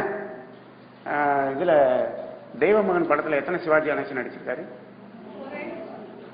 யாரோ 3 சிவாஜி கணேசன் நடிச்சிருக்காரு சொன்னாங்க. 3 சிவாஜி கணேசன் நடிச்சாரா, ஒரு சிவாஜி நடிச்சாரா? ஒரு சிவாஜியா நடிச்சாரு இல்லையா? படத்துல பார்த்தா 3 சிவாஜி வராரு. ஒருத்தர் தான் 3 வேஷத்துல. அப்படித்தானே? அதே போல இங்க பரமானுங்கிற பூதம் ஒண்ணுதான். அது என்ன பண்ணுது? 5 காட்சி தருது. ரைட்டா? அந்த காலத்திலே 5 ஆக்ட் பண்ணியிருக்கு, 5 வேடங்கள் நடிக்குது. மனுஷன் நடிக்கிறது, நீங்க என்ன நடிக்கிறதே தப்பு இல்லை. அது யாருக்காவது துன்பமா இருந்தாதான் தப்பு. நீ என்ன வேணாலும் நடிங்க, உங்களை யார் வேணாம்னு சொன்னாங்க? என்ன வேணாலும் செய்யுங்க, என்ன வேணாலும் செய்யலாம். மனிதனுக்கு உரிமை இருக்கு, சுதந்திரம் இருக்கு, எல்லாமே இருக்கு. ஆனால் அது தனக்கோ பிறருக்கோ துன்பமா இருக்கக்கூடாது. நீ என்ன வேணாலும் பண்ணிக்கங்க. வேற ஒரு கண்டிஷன் கிடையாது, இந்த ஒரே ஒரு கண்டிஷன் மட்டும்தான். என்ன வேணாலும் பண்ணுங்க, ஆடுங்க பாடுங்க, என்ன வேணாலும் பண்ணுங்க. ஆனா அது உங்களுக்கோ அடுத்தவங்களுக்கோ உடலுக்கோ மனதுக்கோ துன்பமா மட்டும் இருக்கக்கூடாது. என்ன வேணா அப்ப என்னத்த பண்றது? ஒண்ணும் பண்ண முடியாது. அப்ப பேசாம இருக்க. அங்கதான் பிரச்சனை வருது. அப்ப பேசாம இருங்க. அப்படி என்ன பண்ண முடியுமோ பண்ணுங்க, தவறே இல்லை. அப்படி என்ன பண்ண முடியுமோ பண்ணுங்க, தவறே இல்லை. ரைட்டா? அப்ப காட்சிக்குத்தான் அப்படி வித்தியாசம் இருக்கு. இப்ப இப்ப உங்க பேர் என்ன? வீராசாமி தனியா நிக்கிறார். அப்ப அவரை என்னன்னு சொல்லுவோம்? வீராசாமி பேரை விட்டுருங்க, அவர் என்ன சொல்லுவோம்? ஒரு மனுஷன் நிக்கிறார். அதானே? ஒரு மனுஷன் நிக்கிறார் அப்படிதான் சொல்லுவோம். நின்னுக்கிறேன்டாரு. ரைட். இப்ப யாராவது ஒரு தனி மனிதன், அவ்வளவுதானே? இப்ப வீராசாமி கல்யாணம் ஆயிடுச்சு. ஆயிடுச்சா? கல்யாணம் ஆயிடுச்சு. இப்ப பக்கத்துல சம்சாரத்தோட நிக்கிறார். பாவனையில பாத்துக்குவோம். இப்ப பக்கத்துல சம்சாரத்தோட நிக்கிறார். இப்ப எத்தனை மனுஷன் நிக்கிறாங்க? 2 மனுஷங்க. இப்ப ஒரு மனுஷன் நிக்கிறாருன்னு சொன்னோம். இப்ப அவங்களும் பக்கத்துல நின்னா 2 மனுஷங்க நிக்கிறாங்க அப்படிதான் சொல்லணும். 2 மனுஷங்க நிக்கிறாங்க அப்படிதான் சொல்லணும். நம்ம என்ன சொல்றோம்? 2 பேரும் பக்கத்துல அவங்க ஒய்ஃப் நின்னோடனே அவங்கள என்ன சொல்றோம்? தம்பதியரா நிக்கிறாங்க அப்படின்னு சொல்றோம். அவர் தனியா நிற்கும் போது மனுஷன், பக்கத்துல ஒரு அம்மா வந்தோடனே பேர் என்ன மாறி போச்சு? தம்பதியர்னு மாறி போச்சு. ஆனா 2 மனுஷன் தானே. இது தனி மனிதன், அது சிங்குலர். அப்ப அது புளூரல், மனிதர்கள் அப்படி சொல்லணும். ஆனா என்ன பண்றோம்? அதுக்கு ஒரு பேர் வச்சுட்டோம், தம்பதியர்னு பேர் வச்சுட்டோம். ரைட்டா? அது மாதிரிதான் காற்றுன்னு பேர் வச்சுட்டோம். அங்கேயும் அதே அணுதானே இருக்குது, வேற ஒண்ணும் இல்லை. ஆனா பேர் மட்டும் என்ன வச்சுட்டோம்? ஏன்? கொஞ்சம் நெருங்கினதுனால வச்சுட்டோமா? இவரே 2 பிள்ளைய பார்த்துட்டார், பிள்ளையோட நிக்கிறார். கணவன் மனைவி 2 பிள்ளைகளோட நிக்கிறார். இப்ப என்ன சொல்லுவோம்? குடும்பம். என்ன சொல்லிடுவோம்? குடும்பம்னு சொல்லிடுவோம். முடிச்சா? குடும்பம். ஏன்? இன்னும் கொஞ்சம் நெருக்கமாகி போச்சு. அப்ப குடும்பம்னு ஆகி போச்சு. அவங்க அப்பா அம்மா, அவங்க மாமியார் மாமனார் எல்லாரும் ஒன்னா உட்கார்ந்துருக்காங்க. அப்ப சுற்றம், சுற்றம், சுற்றம் சூழ, சுற்றம் இன்னும் கொஞ்சம் கூட்டம் சுற்றம் சொல்லிட்டோம். இவங்க குடும்பம், அந்த குடும்பம், ஊர்ல இருக்க எல்லா குடும்பமும் ஒன்னா வந்து ஒரு இடத்துல உட்கார்ந்தாரு. சமுதாயம், ஊரார். அப்ப கூட்டம் கூட கூட. இப்ப அந்த ஊரார்னு சொன்னோம் இல்லையா, அதுக்குள்ள பார்த்தா ஒவ்வொரு தனி மனுஷன் தான் இருக்கான். ஆனா பேர் வேற. குடும்பத்துக்குள்ளயும் தனி மனிதன் தான் இருக்கான், சுற்றத்திலையும் தனி மனிதன் தான் இருக்கான், தம்பதியிலையும் தனி மனிதன் தான் இருக்கான், தனி மனிதனாகவும் தனி மனிதன் இருக்கான். ரைட்டா? அப்ப இதே மாதிரி மண்ணில் எடுத்துக்கிட்டீங்கன்னாலும் அணுக்கள் தான் இருக்கு, நெருக்கம் அதிகமா இருக்கு. இது தனியா இருக்கு. நெருக்கம் கூட கூட நெருக்கத்துக்கு தந்தா போல 5 பூதம், அவ்வளவுதானே? அப்ப ஒரே பூதம் தானே இருக்கு, 5 பூதமா காட்சி தருது இல்ல. இப்ப 6வது பூதம் ஏன் வரலங்கிறத இப்ப நமக்கு தெரியணும். 6வது பூதம் ஏன் வரல அப்படிங்கிறது தெரியணும். இப்ப ஒரு பூதம் வேகம் குறையும் போதுதான் நெருக்கம் பக்கத்துல வருது. இப்ப கொஞ்சம் வந்தாச்சு காத்து, இன்னும் நடுவில் இருக்கிறது வேகம் குறையுது, இன்னும் கொஞ்சம் அடிஷனலா வருது. நடுவில் இருக்கிற வேகம் குறையும் போது அதுக்கு பக்கத்தில் இருக்கிறது பக்கத்தில் வரும், அதனுடைய வேகமும் கொஞ்சம் கொஞ்சம் குறையும். அப்ப இன்னொன்னு வரும் அதனுடைய. இப்ப நடுவில் இருக்கிறத விட இதனுடைய வேகம் அதிகம், அதை விட அதனுடைய வேகம் அதிகம். இப்படியே போயிட்டே இருக்கும். இது குறைய குறைய குறைய சுற்றி இருக்கிறதனுடைய வேகமும் குறைஞ்சிக்கிட்டே இருக்கும். அந்த பெரிஃபெரியில் இருக்கக்கூடிய வேகம் குறையும் போது அடிஷனலா வந்துகிட்டே இருக்கும்.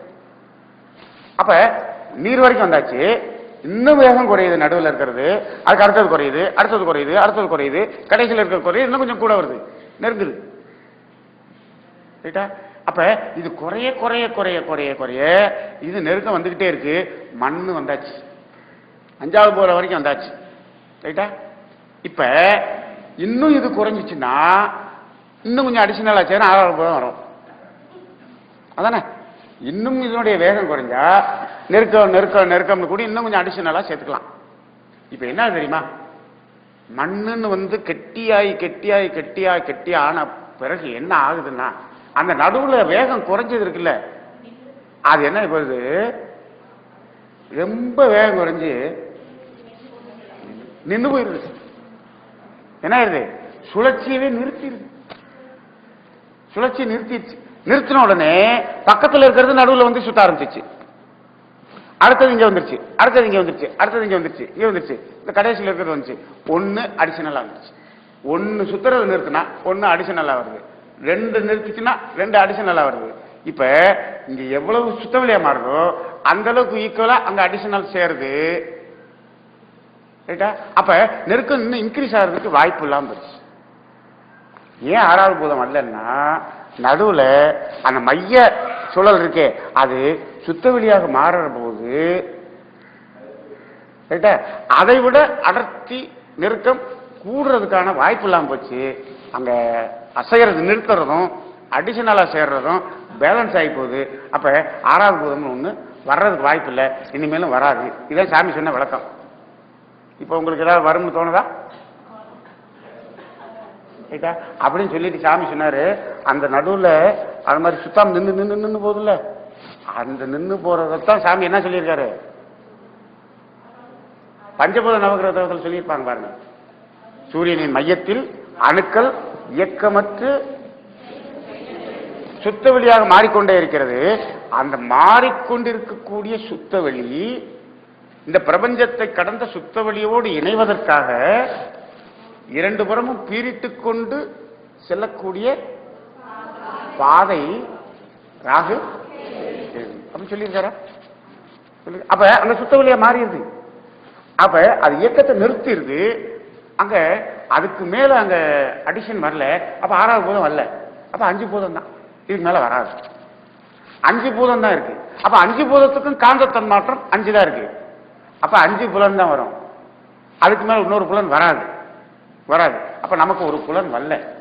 அப்ப நம்மளுடைய நோக்கம் என்ன? நம்மளுடைய நோக்கம் இந்த அஞ்சையும் உணர்ந்து அளவோடு, அந்த இடத்துல ஒரு பிராக்கெட்ல என்ன போட்டுக்கணும், அஞ்சையும் உணர்ந்து. அஞ்சையும் உணரணும். மனுஷனுடைய வேலை இந்த அஞ்சையும் உணர்றதுக்கு இல்லை அப்படின்னு சொன்னோம்னா அப்படி கிடையாது. அது எப்படி இப்ப அஞ்சாவது பூதம் வரும்போது நாளையும் உணர்ந்து அடிஷனலா அஞ்சை உணர்ந்துச்சு. இப்ப நம்ம அஞ்சையும் உணர்ந்து எந்த அளவுல, அளவோட, அஞ்சு அளவோட உணர்ந்து ஆறாவது என்ன பண்ணணும், இறை உணர்வு பண்ணணும். நம்மளுடைய ஆறாவது அறிவு இறை உணர்வு வருவது. இதான் நம்ம நோக்கம். புலன் உணர்வு இல்லை. ஆனா புலன் உணர்வு வேணும், புலன் உணர்வு வேணும், ஆறாவது அறிவு அந்த இறை உணர்வும் வேணும். இப்ப எப்ப இறை உணர்வுக்கு போக முடியும் அப்படின்னம்னா, இந்த புலன் உணர்வை அந்த அளவுல நிறுத்திட்டோம்னா அடுத்து நமக்கு வேற வேலை இல்லை. இறை உணர்வு பெறதான் வேலையா இருக்கும், வேற வேலையே இருக்காது. ரைட்டா? இப்ப நமக்கு ஏன் இறை உணர்வு பெற முடியல அப்படின்னு சொன்னோம்னா, இந்த புலன் உணர்வை அளவோட நிறுத்தாம அதுல அளவுக்கு மீறி அதுலயே போயிட்டு இருக்கோம், அதுலயே போயிட்டு இருக்கோம், போயிட்டே இருக்கோம். ரைட்டா? அதனால இதை விட்டுட்டோம். இதுல அந்த அளவை எவ்வளவு மீறுறோமோ, இந்த புலனுணர்வுல அளவை எவ்வளவு மீறுறோமோ, மீறும் போது என்ன ஆயிருது, அதை மீறும் போது அப்பதான் வினை பதிவாயிருது. அங்கதான் வினை பதிவாயிருது. இந்த புலன் உணர்வு மூலமா நம்ம உணர்வை பெறுவது ஒரு செயல். அது அளவோட இருக்கிற வரைக்கும் தவறில்லை, தவறில்லை. அதை தேவையின் அளவிலே அதை உணரலாம், புலன் உணர்வு உணரலாம். அதை மீறும் போது என்ன பண்றோம், அடுத்தவனுக்கு துன்பம் கொடுக்க ஆரம்பிச்சிடும். மீறும் போதுதான் துன்பம், மீறலன்னா துன்பமே இல்லை. அவரவர் தேவை அளவில் நின்றுட்டோம்னா அடுத்தவனுக்கு ஏன் துன்பம் கொடுக்கணும், இல்லை. அப்ப அது மீறுறோம், மீறும் போது துன்பம் கொடுக்க ஆரம்பிச்சிடும், அங்க வினைப்பதிவா மாறிடுது. அப்ப இது என்ன பண்ணிச்சு, அந்த அஞ்சையும் அளவோட உணர்ந்து இறைவனை உணர வேண்டிய அந்த ஆறாவது அறிவு இந்த அஞ்சிலேயே சிக்கிச்சு. பாத்தீங்களா, அஞ்சிலே சிக்கிச்சு, அதுலயே மீறிச்சு. பாத்தீங்களா, அந்த மீறும் போது என்ன பண்ணுது, அதுல மயங்குது. இங்கதான் மயக்கமே. இந்த அஞ்சுல மீறுறத மயக்கம், அஞ்சுல அளவோட இருந்தா மயக்கம் இல்லை. அஞ்சு உணர்வும் அளவோட இருந்தால் மயக்கம் இல்லை. அஞ்சு உணர்வும் மீறினா அங்கதான் மயக்கம். ஐந்தறிவு விலங்கினங்கள் வரை மீறாது, அஞ்சுல அளவோட இருக்கும். மீறி இருக்கா, எங்கேயாவது மீறி இருக்கா? மீறல. மீறவும் மீறாது, அதுக்கு மயக்கமும் வரல. அத அளவு, அந்த உணர்வு தேவை அடிப்படையில் அந்த அளவுல தான் அது உணர்வு. அது மீறுறதும் இல்லை, மீறி மயக்கமும் வரல. மீறி எப்ப மயக்கம் வருதோ அப்ப அதுல இன்னும் என்ன பண்ணுது, இன்னும் இன்னும் இன்னும் அப்படிங்கிறது போகுது. அதானே மயக்கம் வந்துருச்சுன்னா என்ன ஆயிரும், மயங்கி அதையே இன்னும் வேணும் இன்னும் வேணும் இன்னும் வேணும் இன்னும் வேணும்னு போகும். அப்ப என்ன இது இன்னொருத்தரத்தை பறிச்சு எடுக்கணுங்கிற அளவு போதும். பிறருக்கு துன்பம் கொடுத்தாவது அதை உணரணும்னு போதும். பிறருக்கு துன்பம் கொடுத்து இந்த உணர்வை இன்னும் எப்படி அனுபவிக்கிறது, கொஞ்சம் மேம்பட்டு அனுபவிக்கிறது அப்படின்னு போகுது. அங்கதான் பிறருக்கு துன்பம் கொடுக்கறதுங்கிறதே வருது. அது பிறருக்கு துன்பம் தேவையின் அடிப்படையில தேவையில்லாமலா, தேவையின் அடிப்படையில தேவையில்லாமலா, தேவையை மீறி, தேவையை மீறி அதை அனுபவிக்கணுங்கிற ஒரு மயக்கம் பிறருக்கு துன்பமாகிறது. அங்கதான் வினைப்பதிவா மாறுது. அப்ப வினை எல்லா பக்கம் இருக்கு. எப்ப வினை பதிவாகுது, மனிதனிடம்தான் வினை பதிவாகுது.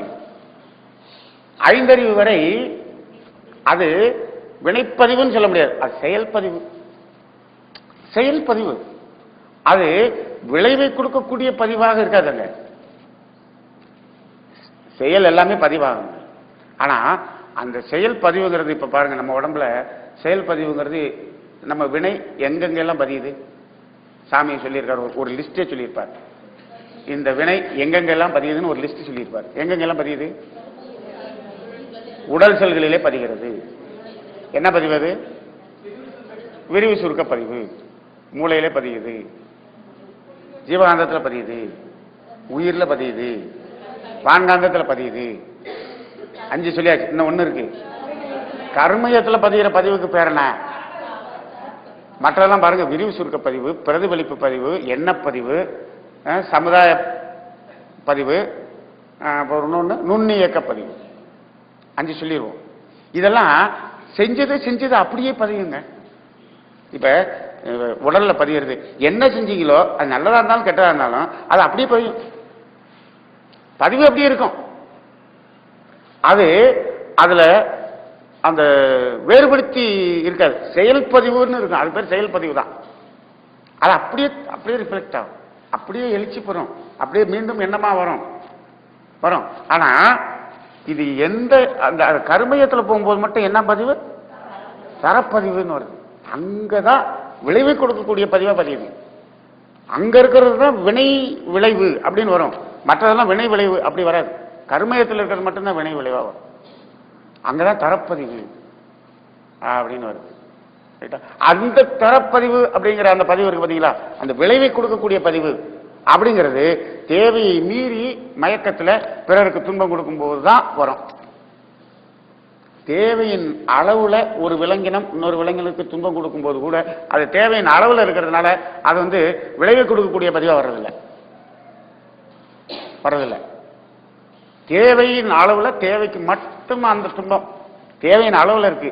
எப்ப தேவையை மீறாம இருக்கிற போது அது என்ன வினைப்பதிவாக மாறாது.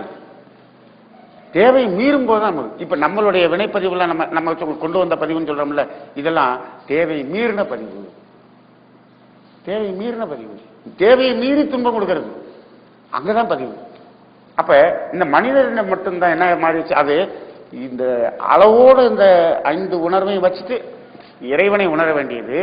இதுலயே அளவு மீறிச்சு பாத்தீங்களா, மீறி மயங்கிச்சு இல்ல, மயங்கி பிறருக்கு துன்பம் கொடுத்து அப்ப வினைப்பதிவா மாறிச்சு. அப்ப வினைப்பதிவுன்னு வந்துருச்சா மனுஷனுக்கு? வந்துருச்சா? அப்ப இந்த வந்த வினைப்பதிவு இருக்கே, இந்த வினைப்பதிவுக்கு ஒருத்தன் விளைவு அனுபவிச்சாகணும்.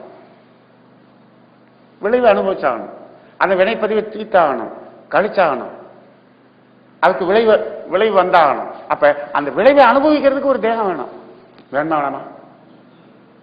விளைவை அனுபவிக்கிறதுக்கு ஒரு தேகம். ஏன் இந்த உடலை வைத்துத்தான் வினையை பதிஞ்சோம்.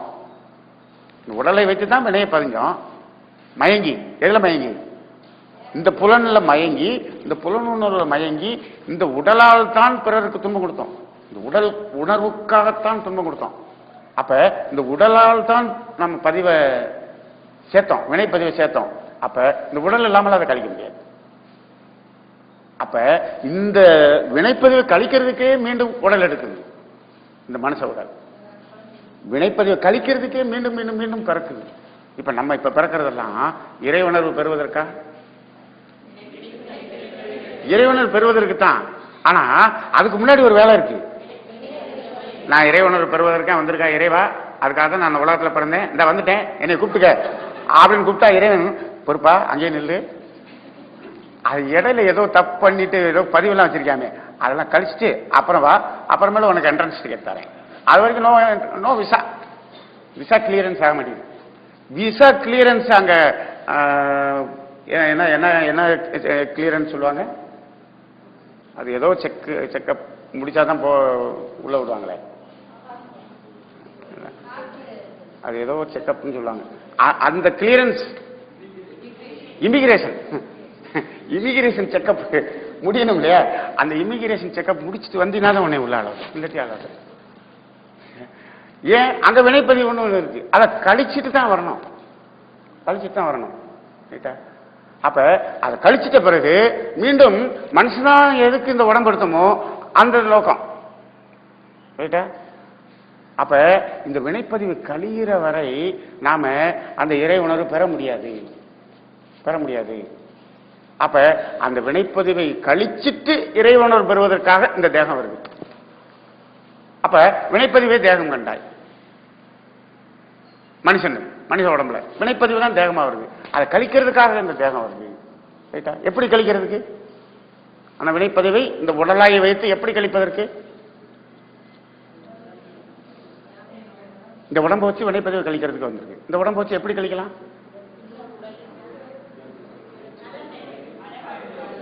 இல்ல, வினைப்பதிவை வச்சு எப்படி கழிக்கலாம்? இந்த வினைப்பதிவு எப்படி வந்துச்சு? இன்னொரு உடலுக்கோ மனதுக்கோ துன்பம் கொடுத்துச்சு. ரைட்டா? இப்ப இந்த உடல் எதுக்கு வந்துச்சு?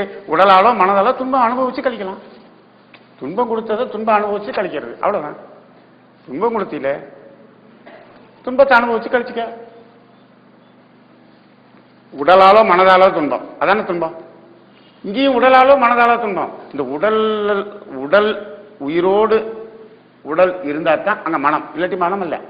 அதானே உயிரின் படர்க்க நிலை தானே மனம். அந்த உயிர் எப்ப மனமா படரும்? உடம்பு இருக்கும்போது தான். உடம்பு இல்லாட்டி படருமா? முருங்கை மரத்துல தொங்கிட்டு இருக்கிற உயிருக்கு மனம் இருக்கா? முருங்கை மரத்துல தொங்குற உயிருக்கு மனம் இருக்கா? தொங்குமா? தொங்குமா? நீங்க 4ஆம் நிலை அகத்தாய் பயிற்சியில் படிச்சிருப்பீங்களே, இறப்புக்கு பின் உயிரின் நிலை படிச்சிருப்போமே. இருக்கு, அப்படி உயிர் இருக்கு. உயிர் வெளியேறுது, திரும்பி உடலோட சேருது, இப்படிலாம் பார்த்திருக்கிறோம். அந்த வெளியில இருக்கிற உயிருக்கு படர்க்கை நிலையாகி மனம் உண்டா? உண்டா? இல்ல. எப்ப தெரியுமா மனம்னு வரும்? அந்த உயிர் புலன் வழியாக படரும் போதுதான் மனம். அதானே? உடம்பு இல்லாட்டி மனம் இல்லை. உடம்போட உயிர் இருக்கும் போதுதான் மனம். உடம்பு இல்லாம இருக்கிற உயிருக்கு மனம் கிடையாது. பேய்க்கு மனம் கிடையாது. ஆவியெல்லாம் ஆவிதான், அது பள்ளியெல்லாம் வாங்காது, அதுக்கெல்லாம் தெரியாது. மனமெல்லாம் இருக்கு, அதெல்லாம் தெரியாது. அப்படி அதுக்கு மனம் இருக்கிற மாதிரி இருந்துச்சுன்னா இவன் எதுக்காக தூக்கு போட்டுக்கிட்டானோ கரெக்டா அந்த ஆளை பார்த்து கரெக்டா அங்க போயில பிடிப்பான். இவன் வேற யாரையெல்லாம் பிடிச்சிட்டு இருக்கான் பாருங்க. என்னத்தையோ ஒரு காரணத்துக்காக இவன் ஆவியாயிடுறான். அவன் யார் ஏமாத்தினாங்களோ அவங்கள போய் பிடிக்கலாம்ல. இந்த பொண்ணு தானே ஏமாத்துச்சு, அப்படி நேர அங்க போய் பிடிக்கலாம்ல. இவன் வேற யாரையாவது பிடிச்சிக்கிட்டு இருக்கு. அங்க மனமெல்லாம் கிடையாது. எப்போ உடலாக வருதோ, உடலாக வரும்போதுதான் மனம். உடல்ல இருக்கும்போதுதான் பறக்கை நிலை, இல்லாட்டி அங்க மனம் இல்லை. அப்ப இந்த உடல் எடுக்கும்போது உடலாலோ மனதாலோ துன்பம், உடலாலும் துன்பம் மனதாலும் துன்பம். அதே போல உடம்புல உயிர் இருக்கும்போது அவருக்கு துன்பம் கொடுக்கும்போது அங்க உடலாலும் மனதாலோ துன்பம், இங்கேயும் உடலாலோ மனதாலோ துன்பம். அப்ப அந்த வினை பதிவு இந்த தேகமாக மலர்ந்து இந்த உடலாலோ மனதாலோ துன்பத்தை அனுபவித்து அந்த கிளியரன்ஸ் முடிக்கணும். முதல்ல முடிச்சிச்சுன்னா அதுக்கப்புறம் நம்ம வந்த நோக்கம் இதை முடிச்சிட்ட பிறகு அப்பா முடிஞ்சு, இப்ப இனிமேலாவது ஒழுங்கா நம்ம வந்த வேலையை பார்ப்போம் அப்படின்னு போயிட்டோம்னா போயிடலாம். சரி, வந்த வினையெல்லாம் தீர்ந்தாச்சு, அடுத்து இன்னும் கொஞ்சம் வினையை சேர்க்க ஆரம்பிப்போம் அப்படின்னு திருப்பி சேர்க்க ஆரம்பிச்சோம்னா சேர்த்துட்டே இருக்கலாம். ஆக இந்த தேகம் இந்த உடல் அப்படிங்கிறது இந்த வினை பதிவின் ஒரு ஒரு தொகுப்பை அனுபவித்து கழிப்பதற்காக இது பிறந்துகிட்டே இருக்கு. இல்லாட்டி இது பிறக்க வேண்டியதே இல்லை. என்ன ஆயிரும்? இது பர்பஸ் முடிஞ்சு நேரம் போயிடலாம். இது திரும்ப திரும்ப திரும்ப பிறக்க வேண்டியதில்லை. ரைட்டா? பிறக்க வேண்டியதில்லை. அப்ப மனிதன் ஏன் திரும்பி திரும்பி திரும்பி பிறந்துகிட்டே இருக்கான்? இந்த வினைப்பதிவே தேகமாயி பிறந்துகிட்டே இருக்கிறான். இப்ப என்ன ஒரு கேள்வி வருதுன்னா, சரி மனிதன் வினைப்பதிவு இருக்கு, அது தீர்ற வரைக்கும் திருப்பி திருப்பி தேகம் எடுத்துக்கிட்டே இருப்பான், அனுபவிச்சு அதை கழிச்சு அப்புறம் தான் போக முடியும். சரி, ஆனா இப்ப அந்த 5 உயிரினம் இருக்கே, அதனுடைய பர்பஸ் அதான் முடிஞ்சு போச்சுல. தாவரம் வந்துச்சு, அழுத்தத்தை உணரணும், உணர்ந்தாச்சு, அதுக்கு அடுத்தது வந்தாச்சு, அங்க அழுத்தமும் சுவையும் வந்துருச்சு. இதனோட வேலை தான் முடிஞ்சு போச்சுல. அது பேசாம ஸ்டாப் ஆயிடலாம்ல. ஏன் அதுவும் தேகம் எடுத்துக்கொண்டே இருக்கிறது? இன்னமும் அதுவும் தேகம் எடுத்துக்கிட்டே இருக்கு. பாருங்க, ஆடு மாடும் பறிஞ்சுக்கிட்டு இருக்கு. 5 அறிவு விலங்கின வரைக்கும், ஓரறிவு முதல் 5 அறிவு வரை தேகம் எடுத்துக்கிட்டே இருக்கு. ஏன்? அதனால பர்பஸ் முடிஞ்சு போச்சு, போயிடலாம்ல, நிறுத்திடலாம்ல.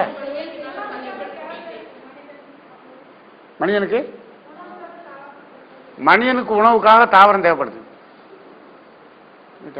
இப்ப பாருங்க, இந்த ஓரறிவு முதல் 5 அறிவு வரை இருக்கக்கூடிய ஜீவன்களும் மீண்டும் பிறந்து கொண்டே இருக்கிறது, மீண்டும் உருவெடுத்துக் கொண்டே இருக்கிறது. விதையை போட்டு முளைச்சுக்கிட்டே இருக்கு, இதுவும் குட்டி போட்டுக்கிட்டே இருக்கு, இந்த விலங்கினமும் குட்டி போட்டுக்கிட்டே இருக்கு, அதுவும் பிறந்துகிட்டே இருக்கு, இன்னமும் அந்த தேகம் வந்துகிட்டே இருக்கு. வேலை முடிஞ்சு போச்சு, அதனுடைய பர்பஸ் முடிஞ்சு போச்சு. பர்பஸ் முடிஞ்சு போன பிறகும் அதுவும் தேகம் எடுத்துக்கொண்டே இருக்குது. ஏன் எடுத்துக்கொண்டிருக்கிறது? ஒரு கேள்வி இருக்கா? ஏன் எடுத்துக்கொண்டிருக்கிறது? டீ சாப்பிட்டு வந்து அந்த கேள்விக்கு பதில் பார்ப்போம். வாழ்க்கை வளமுடன்.